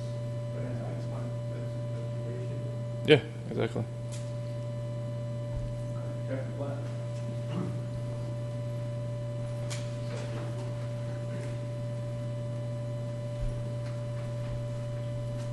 Does anybody need to stand up first? because I've been sitting there way too long. Okay. How do I use this? Just down. All right. You think I would know? All right. I'm actually, it's Kyle Platt is who I am. I'm actually the captain of the Detective Bureau. Currently, I have 4 detectives that work for me. And I also have a civilian that works for me in the ID Bureau, and I also have an officer that works in the ID Bureau as well. Let's see. So I'm going to just go over some of my yearly statistics here. The chief definitely changed my original program here that I laid out, so if I get lost, I'll blame it on him. The Detective Bureau handles about 300 cases a year, and they consist of the more serious stuff. Usually we have like the homicides, the robberies, burglaries, assaults, sexual assaults. We also deal a lot with financial crimes, and lately with the COVID that's going on, we seem to be seeing a lot of that uptick, especially in the elderly community, where they're actually being scammed out of different things one way or the other, where people are calling up and asking for money because of either you got a relative locked up here or different things that are going on, or they're just asking for money in general or telling them they won something. So that gets pretty excessive, at least this time of year. Sometimes picks up also during the holidays as well for that. So we also deal with all the death investigations. We do a lot of unattended deaths, suspicious deaths, suicides. We also deal with child abuse, physical and sexual. And that's probably the most trying stuff that we deal with up there. The biggest difference between us, I guess, and maybe the patrol, where patrol does have some a little bit of collaborative efforts. We collaborate with a lot of different agencies all over the place. We deal with law enforcement from the Sheriff's Department, State Police, parole, probation. Federal level, we'll deal with everything from the Marshal Service, the FBI, ICE, Border Patrol, Homeland Security, just keep on going on. We also deal with the courts on a regular basis for different issues such as search warrants. We deal with just regular attorneys. We deal with the district attorney's office. We get a lot of guidance from them on different cases we're working on. We'll also deal with the coroners, the ME's office for death cases, SAVAR, the CAC, which is the Child Advocacy Center, Domestic Violence Coalition, Child Fatality Review, Adult Protective.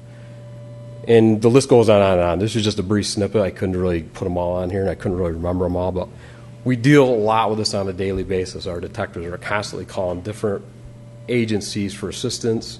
Kind of what the whole plan should be is what we should be looking for all these other people to actually help us out to do our job, which I think it's Miss Weber? Okay, Gwen. That's exactly what she spoke about, is having this big collaborative effort, and that's really what the detectives do on a daily basis, how they manage it. Our patrol has some of that, but they don't deal with it on the same level, I guess, that we would see that on. We're more or less the jack of all trades in our agency. You know, we have to be the good communicator.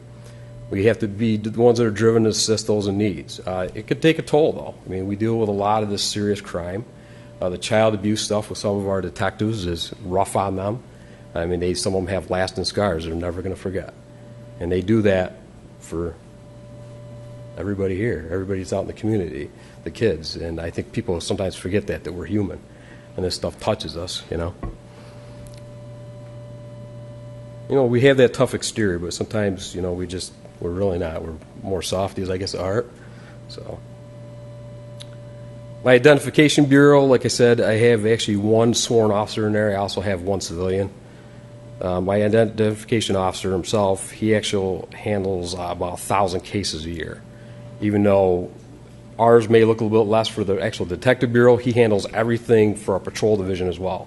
All evidence, property management, our sex offenders, anything like that all comes through him. One guy does this all. In the past, we used to have 2.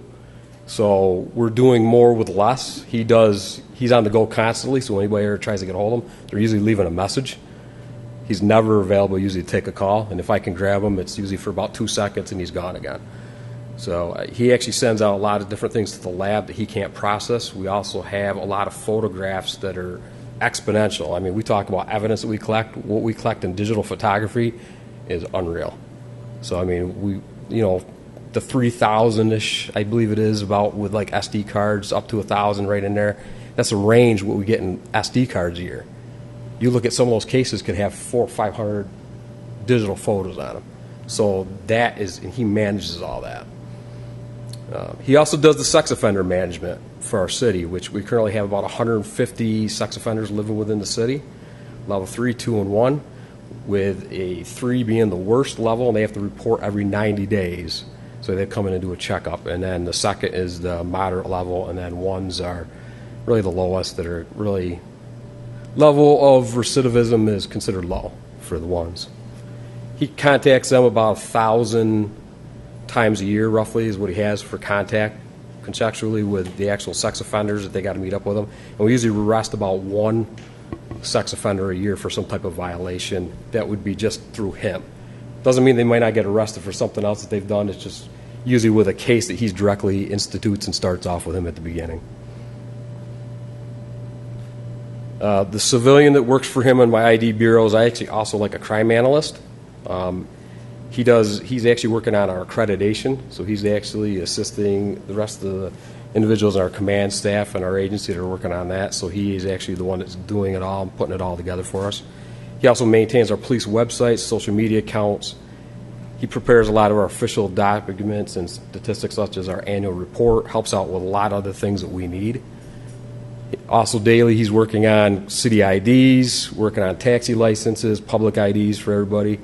And he also is our records management person. So he does our records. We have a records bureau that's downstairs, but he does it for our whole detective bureau. So he does a lot of our stuff that has to be a little bit more sensitive in nature. We don't want everybody else to have their fingers on. He may be the one taking care of that, uploading that, managing where that goes for us. Like I said, he also provides any type of support as needed through the rest of the department. So, I mean, there's some people who make documents for anybody else that's here, that's in our command staff, and also some of our officers that may be on a specialized project. Currently, we also have something new. It's a new collaborative effort through a grant that we have with Cuga Counseling Services. We actually have a civilian housed within our agency that's a victim specialist. So this is what we talk about, collaboration and being involved with the community and having other people from different dynamics. It's just not a police officer. She's not a police officer. She really doesn't know a lot about law enforcement, just very minimal. I mean, she used to work for domestic violence, so she has a big background in that, but she actually is a victim specialist, helps out victims of any type of crime or any type of incident that we would actually respond to for the police department. So it can run the gamut from all the way down to like a minor incident, like they got something stolen from them. She may help them navigate issues with the criminal justice system, all the way up to the fact that they may be the loved one of somebody that overdosed. So she can actually provide service for them as well. So, I mean, she's actually got a lot of reach out there. She works directly in the detective bureau underneath me, so we utilize her a lot. She has a lot of good contacts with domestic violence, community action programs, SAVAR, the state's victim services, etc. And she's not afraid to get on the phone and call these people for the people. So when they can't do it or they're afraid, they don't know how to walk that line, she does that for them. So she's been a really great asset. And if our officers don't have time, they're jumping call. You make a phone call to her, this is what I got. And she's that way. She's that connection to integrate the services throughout the community. You know, it's a grant, but this, like I said, this is where I see policing going. We need those collaborative partnerships, and I see this only expanding. Yeah, I mean, she's been a godsend for us. One thing that didn't make it in my slide presentation, which I know the chief kind of probably wanted me to, and it has to do with our domestic violence. We actually are currently working on a domestic violence grant type of program that's continuing on for a couple of years, which what we're doing is it's a follow-up program, and with that we go out with the most, what's considered like a lethality status, and we go out and we follow up with the victims of domestic violence to make sure that they're not going to be re-victimized, or we can offer them different services. So that's another collaborative effort that's going on, and that's assigned by different officers throughout our agencies. It's not detectives, even though that's where I manage. I have people from all different walks. Actually, a couple of them are in here that actually work in that product for me. So, and that service has been very beneficial as well. And we have somebody from DV that usually comes and does a ride along with us now that we're able to be able to do that. So. That's another collaborative grant we have. The sheriff's department is also part of that as well. It's like Captain Glenn said, we're on the second phase of the grant. First was the state grant, now we're the federal grant. And that, again, a phenomenal program. It offers surveillance,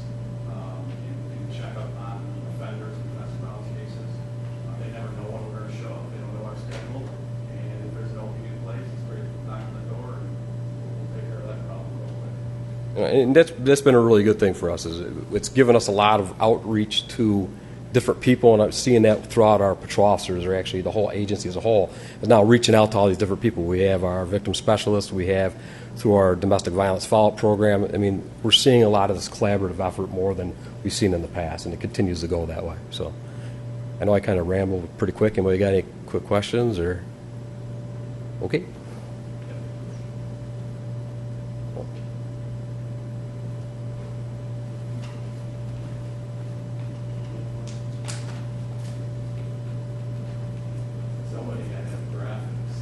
I'm sorry.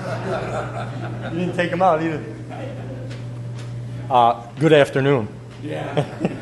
I'm Lieutenant Slayton. I'm in charge of the Planning and Training Division at the PD.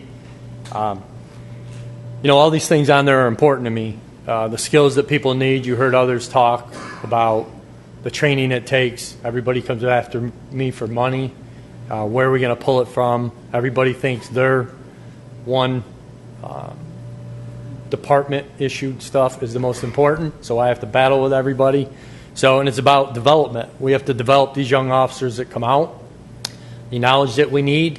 We constantly get legal updates that we have to give to the seniors officers, to the junior officers. And it's all about teaching. So to go through some of our current employee status summary, we have 63 total officers right now that are sworn, but within that, we have 2 retiring in August. We have 2 more that are planned on going in January. So those are ever-changing numbers that we have, which right now, by my calculations, in January, will be 8 people short. We're budgeted at 63. We're budgeted for 67. So on top of those 8, that includes 4 vacancies that we currently have. And then on the civilian side, these include our crossing guards, our parking enforcement, and our records personnel. And then we broke it down into the race that we have at our department, and we're working collaboratively with everybody else to try to increase the number of minorities that we get. Some of the police department training that we have to do on a yearly basis, and we put the de-escalation. You heard Officer Villano talk about the training that we do with the reality base is about de-escalation. There's so many parts of that. That's not only the verbal skills that we have to make sure that the people we're dealing with understand what we're saying. We know there's efforts out there. You may have 2 officers on the scene and one saying, put your hands up. The other one saying, put your hands down. Stand up, lay down. We have to work together with each other, and we know that. And that's what that reality-based training works on. So we have those skills. Not only that, we have listening skills. A big part of it is we have to listen to what people have to say, and that's part of that de-escalation. Can't be just us talking all the time and giving the directions. We have a lot of mental health cases that we deal with, and we have to try to understand what they're going through. If we don't understand what they're going through at the time, how can we help them? So that's one of the things that we have to do. We have to be non-judgmental when we go to a call, just because of what somebody's wearing, because of the way they look, because of the clothes they have on that are disheveled. We don't know the reason why that's that way. So all that de-escalation has to deal with those. We have to take a lot in. Like Officer Villano had said, we have very little time. We have to make judgment calls. But we have to do all these things to help the individuals that we're dealing with at the time. And even offer them choices at a particular time. There's a lot of homeless people out there that we will deal with on the street. We offer them housing. Some of them don't want housing. They choose to live on the street. So we have to take those needs into account when we do that. A lot of crisis intervention. I'm sure Sergeant Gilfuss is going to talk about that. I won't get into that, but we work a lot with other agencies, like Gwen had said, to help people out that are in crisis. I don't have an understanding. Not every officer has a total understanding of every crisis that somebody's going to go out there. Let's get the experts out there that know what they might be going through and help deal with them. And we have to pay attention to the verbal and nonverbal cues that people are giving us. We want to see your hands. We've always said that. We've been taught that from day one. If I can see your hands, if you've got them in your pockets, I don't know what's in your pockets. You know what's in your pockets. That's why we always want to see somebody's hands. So we got to pay attention to those. And provide reinforcement. Once we do figure out what someone is in crisis for, let's get them the help they need. You know, some of them are more comfortable with the hospital. Some already have a caseworker that if we can get the caseworker on scene, let's get the caseworker on scene. It'll work out better for us, for all of us. Sergeant Smith talked about the use of force and the updates. We have yearly updates that we have to go through with use of force. We make sure that we train with those. We make sure the officers have them every year, and we have to stay up with the state on those. Now, we do a lot of our trainings through Police One Academy. I'll get into that after we have it. That's one way for us to supplement. Instead of sending people out to schools, we have this tool that's called Police One Academy. I can assign people, and I do pretty much every month. They get some form of assignment to do, whether it's de-escalation, crisis training, communication, which I'll talk about later. Slip and falls. Right now we're doing slips, trips, and falls, but that's one of the things that's mandated by the city. There's 5 or 6 that the city mandates that we do every year. Driving, sexual harassment in the workplace. So things like that we have to do on top of all the other stuff that we do. Implicit bias training. I wrote on here in 2016, the chief had our entire department go to implicit bias training over in Syracuse. Very important. I don't want you to think after 2016 we stopped. We didn't. Now what I have right here, the academy list we have 3 academies going on, and I have the list. They get that training automatically in the academy now. That's stuff that I didn't get when I went. Or if we got it, we might have got an hour, 2 hours here and there.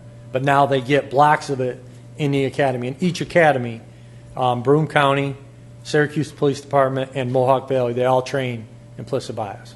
So everybody's moving forward. And with that, we have our unconscious judgment. Some of us train from a little kid. We have to change how we see things, how we do things. So we've been taught as a little kid about things. We have to learn to change. We have to deal with that. Our perception of people. We have to change our perception. Communication on traffic stops. That's one of the things that we talk about. Because traffic stops, since day one of the academy, they told us that's what's going to get you killed. You're going to be on a traffic stop. The person's going to be in their vehicle. They know what's in their vehicle. They know where the hidden compartments are. We already go up to a traffic stop in a heightened awareness. Okay? I mean, you'll see officers walk up. They blade themselves. We're taught to blade our gun away. Easy for me, I'm left-handed. I had no problems. To blade ourselves away from the vehicle with our gun. So those are things we train in. We learn to talk to people. We want to find out what's in the car. That's why we ask the questions. Where are you coming from? Where are you going? Are there any weapons in the vehicle? We want to know. And that's a standard question that we ask on traffic stops, especially the guys on midnight. They'll come up with a flashlight, and they'll shine a flashlight in your eyes. That's for their safety, and that's so they can look in the cars. Like I said, we were shown from day one the Kyle Dinkkeller video where an officer was killed in the line of duty on a traffic stop. Everything was going well, and then it went wrong very quick. And they show you that from day one in the academy, and they still do that. There was an individual that started over in the Syracuse Police Academy, and in the second day he realized, that's not for me, I can't do that, after seeing some of the scenarios that they show the new recruits. Supervision and leadership. Not only do our supervisors, newly appointed supervisors, have to go to a 3-week supervisor school, we try to get them to other schools for leadership. We send some to the FBI Academy. I'm sorry, not the FBI Academy, the FBI LEDA schools. We've had quite a few of our officers go through that. And most of our supervisors have been former FTOs. We treat that as a step into being a supervisor role because you have responsibilities as a patrol field training officer that's the same kind that you will get as an FTO. In mandatory yearly trainings like I talked about, harassment in the workplace, domestic violence, use of force and taser, firearms, which Officer Villano and I just sat. I think it cost us, plug your ears, Chief, 12 days of overtime to do the October firearms training. But it's important. We have to do it. So we tried to figure out the schedule and got the least amount of overtime we could, but it's going to cost us, and that comes out of the budget. And then the legal updates that we have to do. So the training hours, I kind of just broke them down. I don't go very far back, but Captain Casper always kept this. 2018, we did 12,727 training hours. 2019, we had 9,682. And the dip in that could be because of manpower, overtime issues, different things that we had to do. And then we're back up, actually this year, we're already at over 7,600 training hours. And like I say, we do those training hours through academy training. So the individuals that are at the police academies, we have 3 just graduated and they came back a week and a half ago. There's 2 in Broome County that are due back at the end of September.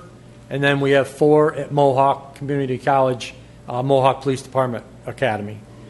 We'll do our field officer training. So when an individual gets out of the academy after 27 weeks, they have to ride with a field training officer for 18 weeks.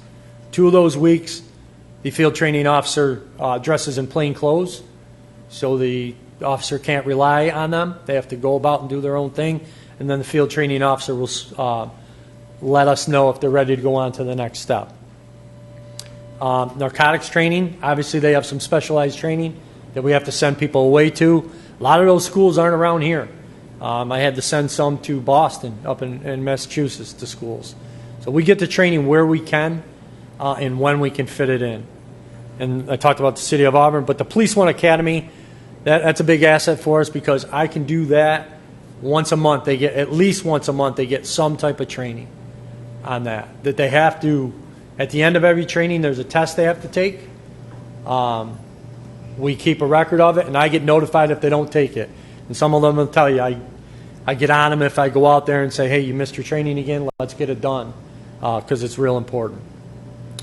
Search and seizure, we want to keep everybody up on to date with search and seizure laws. Defensive tactics was talked about in ERT.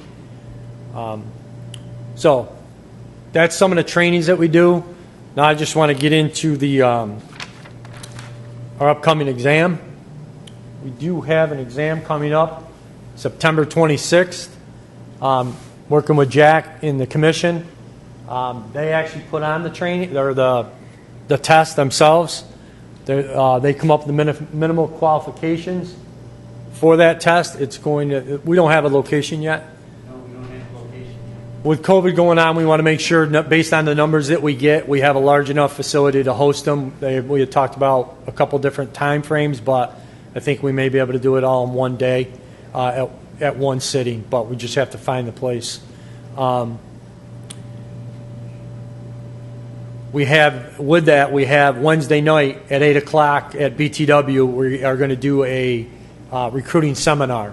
So we will put that on our Facebook, telling anybody that we know. We ask you, anybody that you know that might think they want to take the exam. I'm kind of that pain right now because every person between the age of 19 and 35 that I run across on the street, I'm like, hey, we have an exam coming up. Why don't you sign up? Why don't you take it? We could use some good people. So this packet here gets into the subject of the examination, what's on it. There's a qualifying physical fitness test that comes with it. And I'll get into where we lose people and where that test goes in a couple slides. But this is set up by civil service. This isn't something that we set up. They set up the qualifications and the Cooper standards and stuff like that they take. So just a quick snippet of what we had in 2019. I was looking at probably almost our best year because we had 187 applicants sign up for the test, and 163 passed it out of 165. So we only had 2 people fail this past test. We did a lot of recruiting last year. We kind of went over on the civil service website. It does give you a practice form of what the test looks like, so you can actually see it. I don't know if maybe we promoted that enough that people went through it and they saw it and practiced it, but they did really well on this last test. These, Just look, if you would, though, 187 signed up for it, but only 165 actually sat. So we lost almost 20 people right there. And why? So this is something we're doing different this year, is really kind of drilling down to see where we're losing people and why. But I gotta thank Bill. I mean, look at the numbers. We put a concerted effort into trying to boost up those numbers, and we did. That's the best year in the last 8-9 years. yeah. And those, I don't have the breakdowns. I took over in the training office last May, so I don't have the breakdowns from the other years as far as the number that signed up, took it, and then passed it. We just started tracking. We did more of the demographics this year than we've done in the past. So here's the way we broke it down. And I have to thank, as Captain Platt said, Lawrence Church. He's the guy that crunches the numbers. I'll give him all the data, and he crunches it down for us and helps us out. So kudos to him. And this says 189 signed up for the test, 165 sat, like the chief just said. So we already lost over 20 people before we even gave the test. Then out of 165, 163 passed. And then out of that 163 passed, you start to see it dip. 81 took the agility test. So already we went from 163 people, candidates that took that test, that we thought we would have. Didn't want to get up. Didn't even show. That's a huge number. Or some of them even show up, some of the applicants, when it comes time for the physical agility test, they will show up. I'm sitting right there with my fellow commissioners, and they'll show up. You don't have your driver's license. You're right. Some people, we have to send them back home, because that's, So, just to mention as well, this last time, Lieutenant Slayton organized some training, some PT test training before this test, because we knew we were losing a lot of people in that test. So we did some trainings where we ran them through exactly what they were going to face on that day. We didn't get an overwhelming number, but we did have some kids show up. 13. I sent out 189 emails, and 13 people showed up. It was 7 on one date and 6 on another. And one of the individuals that came knew what he had to work on because he failed it in the practice, but then he came back to the actual agility and passed it. So it does work. We're trying to show that effort that we'll do whatever it takes. We'll have these training, and we plan on doing it again this year. I'll have the training sessions. That's fine. We even put on our website, I had 2 of the officers show you how to do the push-ups and sit-ups. My whole thing is I'm learning. I'm in this, so I wanted to know where are we losing people and why. And part of it was they weren't doing the sit-ups right. They weren't doing the push-ups right. Somebody may practice 38 sit-ups at home, but when they get to the test, all 38 sit-ups aren't counting. Your hands have to be behind your head. They may pull their hands out. Then we have 2 certified instructors that we sent to Rochester. Sergeant Smith and Officer Hinman went to a school to be certified instructors for this. So they actually do the counts. So it's not a buddy system. We have certified instructors doing all the exams. I mean, the proof's in the pudding here. Look at this number, and that's what we ended up with. That's not good. We can't have that. That's a lot of time, money, and effort to get 9 out of that number. And if we can do better somewhere, we're going to try. And then, like we say, 55 people passed the agility out of the 81 that took it. So we did something this year that we've never done in the past. If you failed 2 or less, we gave you an opportunity to come back and do a retest. We never got to that, unfortunately, but we allowed that. One of the groups came back and retested, and we had 6 people pass it on a retest, but we never got to them as far as the academy level. But that's something that we tried. We're trying to think outside the box. We're trying to say, where are we losing people and what can we do to help them get through this?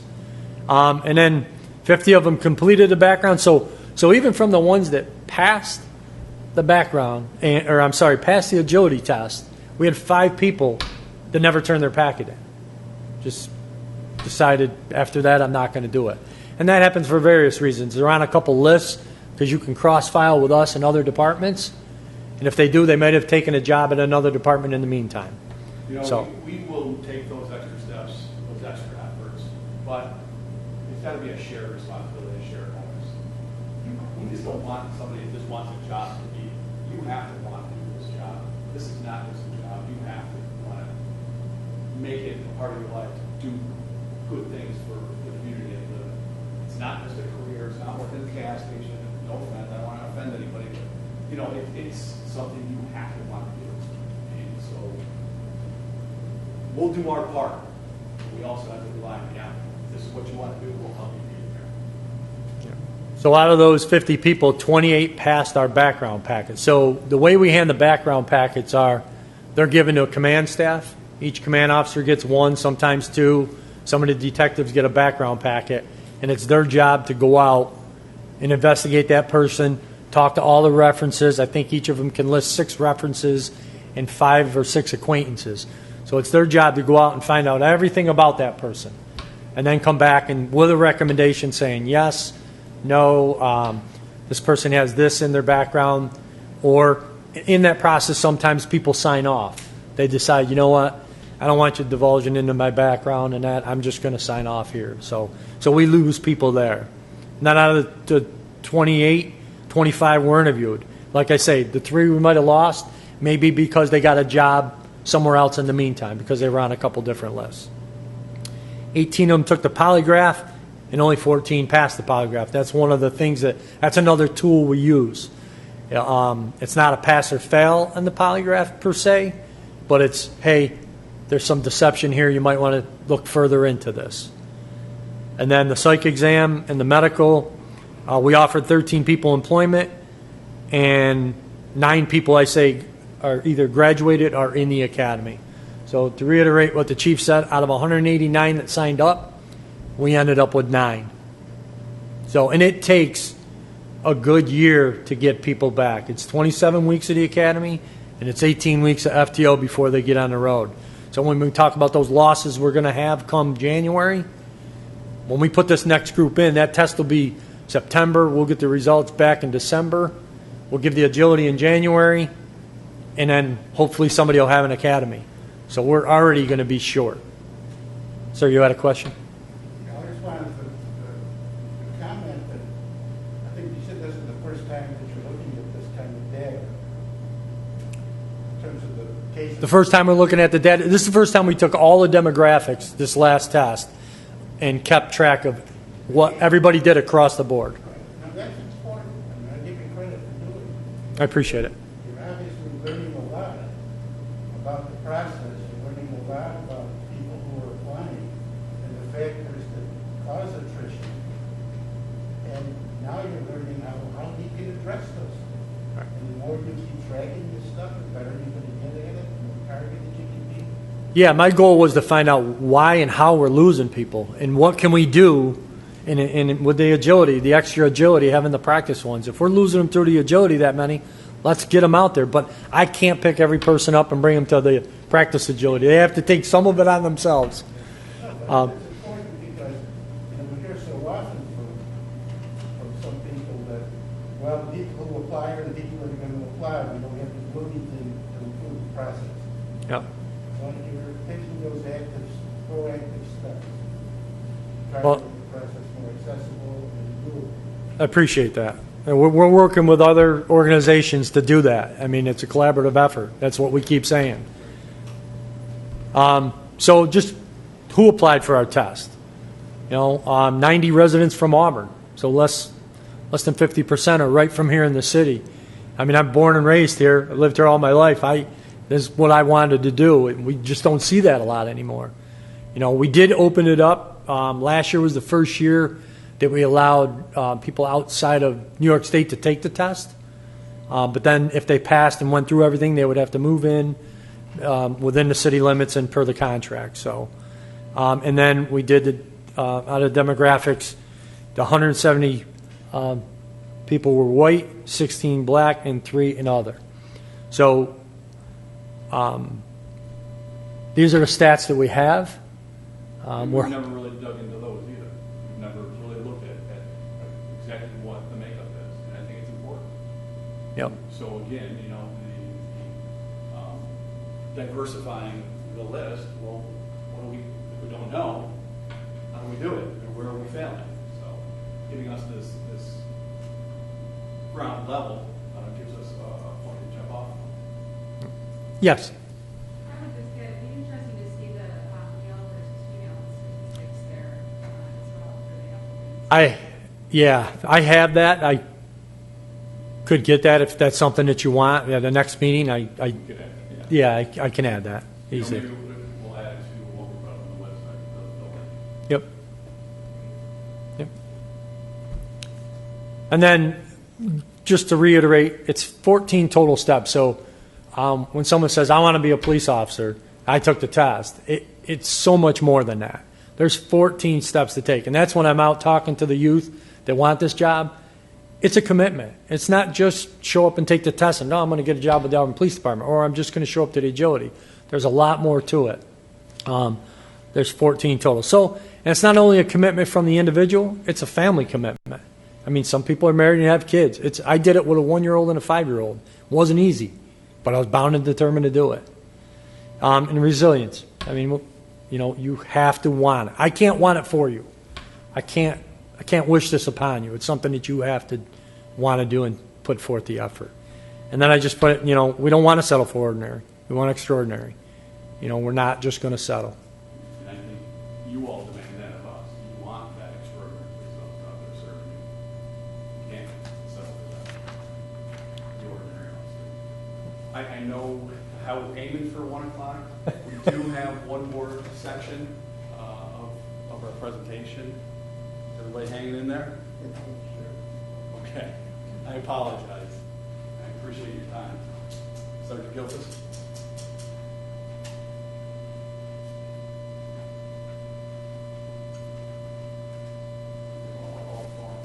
I know. I'll try to make it a little quick so that we can get everybody out for lunch. All right. Perfect. I just wanted to hit on something that's not in my presentation quickly. We've talked a lot about bringing in other services with us. I'm a member of the Cuyahoga County Crisis Intervention Team, so we do deal with a lot of people with mental health issues on this job. That team is a collaboration between Cuyahoga County Mental Health, Cuyahoga Counseling, several agencies in the county. So if we do deal with someone that is constantly calling the police and it's a mental health issue and we know it's a mental health issue, I personally take those calls and I will forward them in our monthly meetings throughout the team, and we try to connect those people to services outside of law enforcement so that they're not constantly calling the police. If they can call their mental health counselor, or if we can get them connected with services so that they're not a burden on our patrol officers, we do that. So that's another outside of here. That's not our expertise. In mental health, you see a lot of uses of force occur with that. And something else that we have done for several years is the mobile response team. We're able to call and have a professional mental health crisis counselor actually respond to the scene. And basically, if that person's obviously not harm to themselves and harm to others, they take over that call. They are more adapted to deal with that subject than we are, and it gets our officers back on the street. That program is huge. So to go along, we didn't touch about our substance abuse and our partnerships with Nick's Ride. And I don't want to, just try to combine this down as much as we could, but we do have huge collaborations with dozens of different services in the community. We have to. We can't do it alone. We can't do it by ourselves. We're not equipped to do it. Quickly, I'll talk about our SRO program, the school resource officers. These officers have 3 main roles, the first being mentor, informal counselor. These officers act as a positive role model by using good judgment and discretion. They assist the guidance counselors with conflict mediation. They assist parents if there's suspected drug and alcohol abuse. And they assist students with advice regarding current events in our community and world. The officers act as another caring adult that helps to find positive solutions for problems. As an educator, officers assist teachers by acting as guest speakers for classroom presentations. They create positive learning experiences with members of law enforcement. They educate students on the role of police and the consequences of unacceptable behavior in our schools and the community. And they teach students about personal safety. Our officers are trained to teach the DARE program to our 5th graders. They do safety planning for the schools, and they participate in lockdown and lockout drills. And thirdly, which, not to minimize it, but they are a law enforcement officer. They minimize and prevent school property damage, prevent violence in and around the schools, facilitate students receiving needed services, increase safety for students and staff, and they're a highly visible presence to deter issues. Our officers being in the schools makes it so that the school themselves doesn't have to call 911 and wait for an officer's response. They have the officers right there in the schools with them. So we were going to talk, yes? How much do you integrate things like the gay first childhood experiences where trauma-informed perspectives into what you do in the school? I'm sorry, can you repeat? How much do you integrate into what you do in the school, the adverse childhood experiences or the trauma-informed perspective? So I'm going to touch on what we're looking to do in partnership with another agency. It's called Handle with Care. Have you heard of it? So it's something we want to start, but again, it's another resource. But we want to partner with Cuba Counseling Services and integrate this program with the school district, Handle with Care. So if our officers respond to a house and there's a domestic and there's a child at that house, what that officer will do is then make a referral to the SRO. The SRO will then pass that off to the school guidance counselor, the principal. Let them know that that child had dealt with an incident last night at school. So if little Sally is acting off, not acting with herself, it lets them know that they had a traumatic experience the night before that may be contributing to their bad behavior or their reserved behavior. It's a nationwide program. I think it's something that we can easily integrate here, and I think the value of it would really add to our relationship with the school resource officer and the school district. Something in the future, but we'll see. We'll see if we can put it together. Is there other slides that go with them? No. Okay. We were going to have Lieutenant Slayton and Officer Major speak about their experiences with both past SROs. I'll call out Officer Major real quick if you want to just talk about. He just retired from the SRO program last year. What you were just saying, I want to add that indirectly we've been doing that for years. Like I know daily my first order of business would be calls from service the night before. They come out every morning, biology, does everything down there. He's about pretty much right at 7. And I'll look through and see, okay, any of the students in my building, an issue the night before, a major incident. Patrol's gotten to the point too where they reach out to the SRO, whether it be text message at night, an email.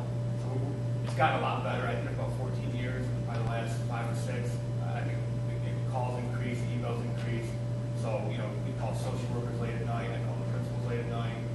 And BB's in the room. We had met in your classroom, and I think we had a pretty good working relationship with the teachers. So there is definitely a better effort with the school and the police department. Lieutenant Slayton, you have anything to add? Yeah, I gauge the success outside of school. Because I felt, while I was in school, the students had to talk. It's when I dealt with them in the summer outside of school and saw them, would they still come out? And they did. So that's what I kind of gauge the success of the SRO program. Not that they had to, it's they wanted to come. So, And I see it years later when we're hosting civil service PT tests, and they'll go up to Lieutenant Slayton or Officer Slayton back then, just to see that the relationship is still there. It's a friendly, comfortable face that they are okay with approaching without any anticipation. That's what it is. It pays dividends. I'm also in charge of our COP program, which is the community-oriented policing. It's a proactive versus reactive measure. The focus is not strictly on police response to a crime, but it's a belief that a partnership between the police and the community members working together will prevent and resolve community issues. So right now, one of our SROs is assigned as the COP for the summer months. He helps to identify areas in need of assistance through positive interactions with community members via high visibility policing activities. He assists with problem solving and referrals. monitors call for service, builds relationships with residents and businesses, and learns where surveillance cameras are located to help deter crime. One of the biggest partnerships of the COP program is the Auburn Housing Authority. This officer is assigned to calls for service that come in Malone Village, Brogan Manor, and Olympia Terrace. Community-oriented policing is the duty of all police officers, but APD currently has the one assigned specifically to the program. During the COVID-19 shutdown in the months of March through May, our officers participated in over 50 drive-by celebrations for members of the community. These included birthdays, retirements, graduation, and wellness celebrations. I know that normally doesn't sound like police duties, but it was a way for us to interact with members of our community. Parents would call, hey, my child has a birthday this weekend. We can't have a party for them. Would you assist? And we'd meet with family members. They'd decorate their cars, and we'd do a drive-by with the lights and sirens just to make the kids feel good. Some other COP events that we do, the food bank giveaways in conjunction with the high school. That's every Wednesday through the rest of the summer. Our guys are giving out popsicles at the pool and actually driving around, and if they see people working in their yards, they're handing those out there too. We do bike helmet giveaways and National Night Out, which I think normally is in June. August, but it's been pushed out to October. I'm not sure if it's formally been canceled yet. It's been great the last couple of years, but the planning goes into whatever. And that's Officer Carnicelli, who's one of our SROs, who also does the COP program in some of his different aspects. So on the flip side of taking care of our community and the members, we also are realizing that there's a need to take care of our officers. This is a big ploy for me right now. I'm trying to institute a program at APD for officer wellness. Wellness includes physical, mental, social, spiritual, and emotional well-being. Stress factors that our officers face: heavy call volume, staff shortages, poor communication, politics, subjective media reports, shift work, and nationwide incidents involving police. The problem causes officers to become cynical, irritable, have low energy, low patience, low morale, and poor communication skills. Nobody wants to deal with those officers. PTSD and cumulative PTSD is something that officers can face. Cumulative PTSD is that an officer is subject to traumatic incidents, and before the officer is able to process and deal with the one incident, they have to respond to a secondary or third incident. In the basic academy, officers go through firearms training, physical training, defensive tactics training, and law and procedure training.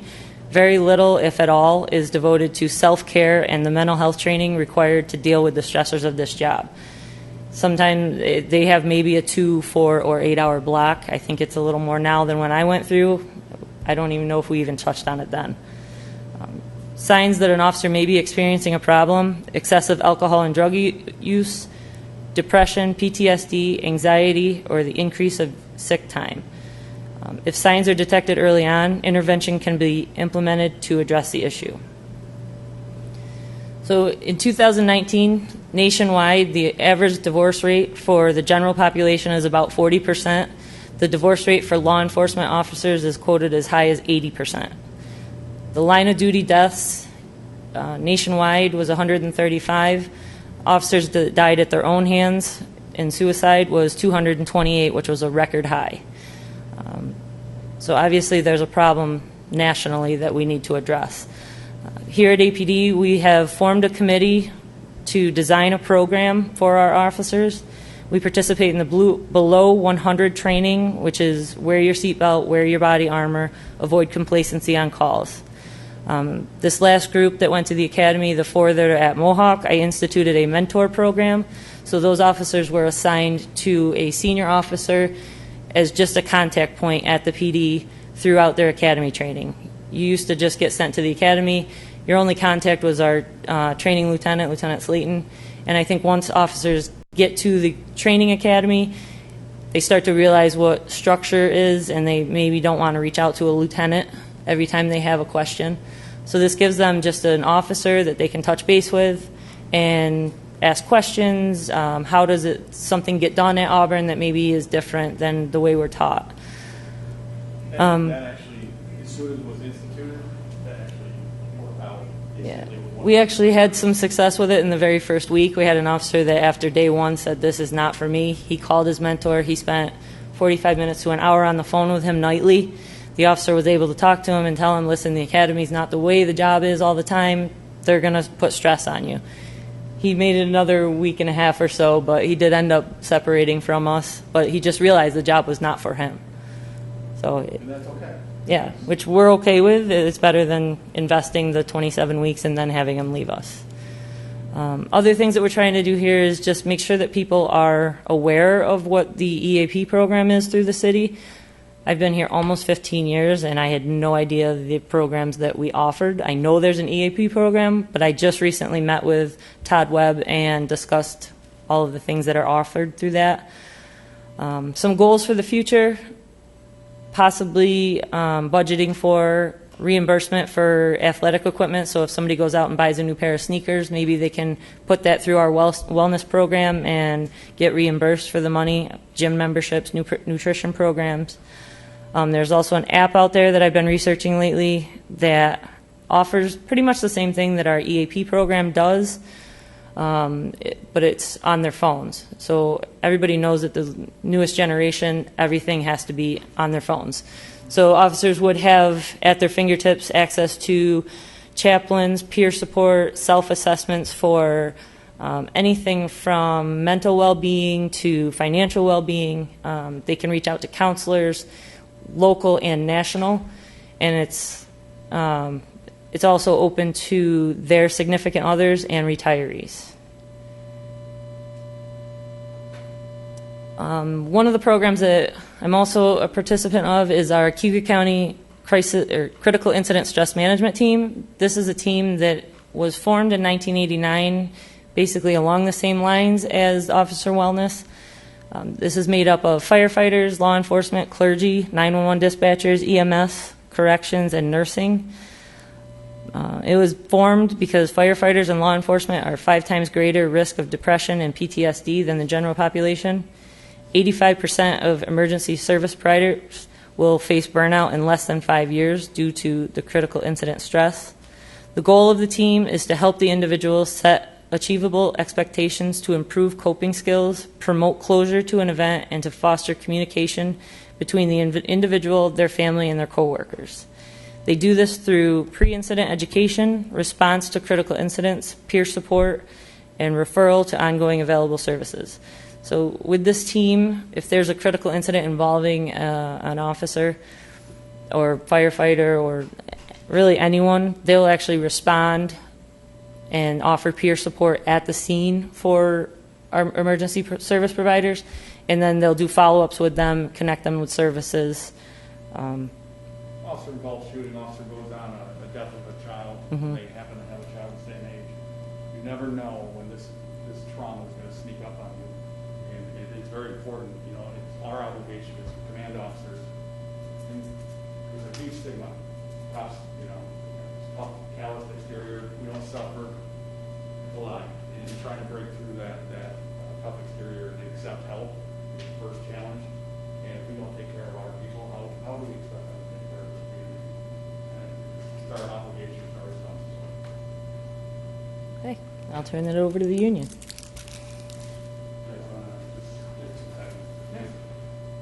Just real quick, everybody wants to get out of here. Sure. We do too. I just want to say, we came out of the union just prior to Chief Butler coming out.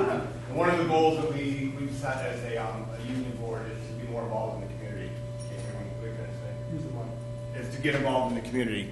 So, we negotiate contracts. We're there for our members. We represent every member of the police department with the exception of the chief and deputy chief. They can't stand when they see us come down the hall. All kidding aside, though, we had the same goals, same values. We've started, Shop with a Cop. We've done a lot more community events. I think we share a lot of the same, desires in the community as does the chief and the administration here at the department. But that being said, we're always open to questions, anything you want. Officer Villano is our president. Officer Breeze, our secretary, and our Sergeant Spengler is our treasurer. You know, we may not always agree, so they have to represent officers sometimes in discipline scenarios. And we have to be on different sides of the table. But the thing is, and what's different from, I believe, from past administrations is that we work together. We can, just like we're doing now, we can all sit at the table. It might be contentious at times, but at the end, we all know we have a job to do. They have to represent the officers' interests. We have to represent the city's interests, and we get the job done. We settled a lot of grievances when I first started that were pending. It's a long history, but we worked through it. And you know, the goal obviously is a unified department that's going to serve the community to the best of our abilities and the interests of the community. With that said, that wraps up our presentation. I apologize.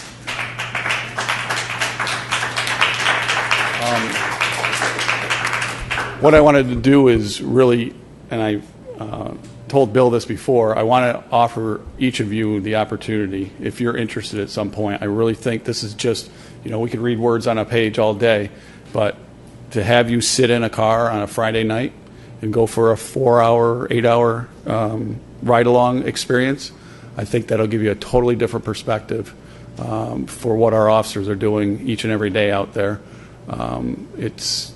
I think it'll be eye-opening for each of you. So if you're ever interested, no pressure. If you're ever interested in doing it, Counselor Genentino has done it several times. I know it's definitely given him an eye-opening experience. You know, please reach out to Lieutenant Slayton, and it doesn't have to be a Friday, and it doesn't have to be at midnight. But no, I want to absolutely offer you that opportunity. We do allow that for, yes, Bill. Before we end, I just wanted to thank you. Oh, absolutely, thank you. Thank all members of the department who presented, city council members, other elected officials, city hall staff. I think this has been very informative. I think it gives a deeper understanding of the role that each of you play in terms of maintaining safety in the community, and hopefully as we go forward have more discussions, and so that we do become one community with one set of shit. Absolutely. But thank everybody for being here. Yeah, absolutely. Thank you very much. And I know there's going to be questions that probably come out of this. We're almost 2.5 hours into respect everybody's time, and these guys got to get back on the street. If we will make that a goal to re-engage, and you all know how to get a hold of me. And once you get this, you have everybody's email that was here presenting on there as well. So we'll definitely continue this conversation. So thank you very much for your time and attention. Thanks, guys.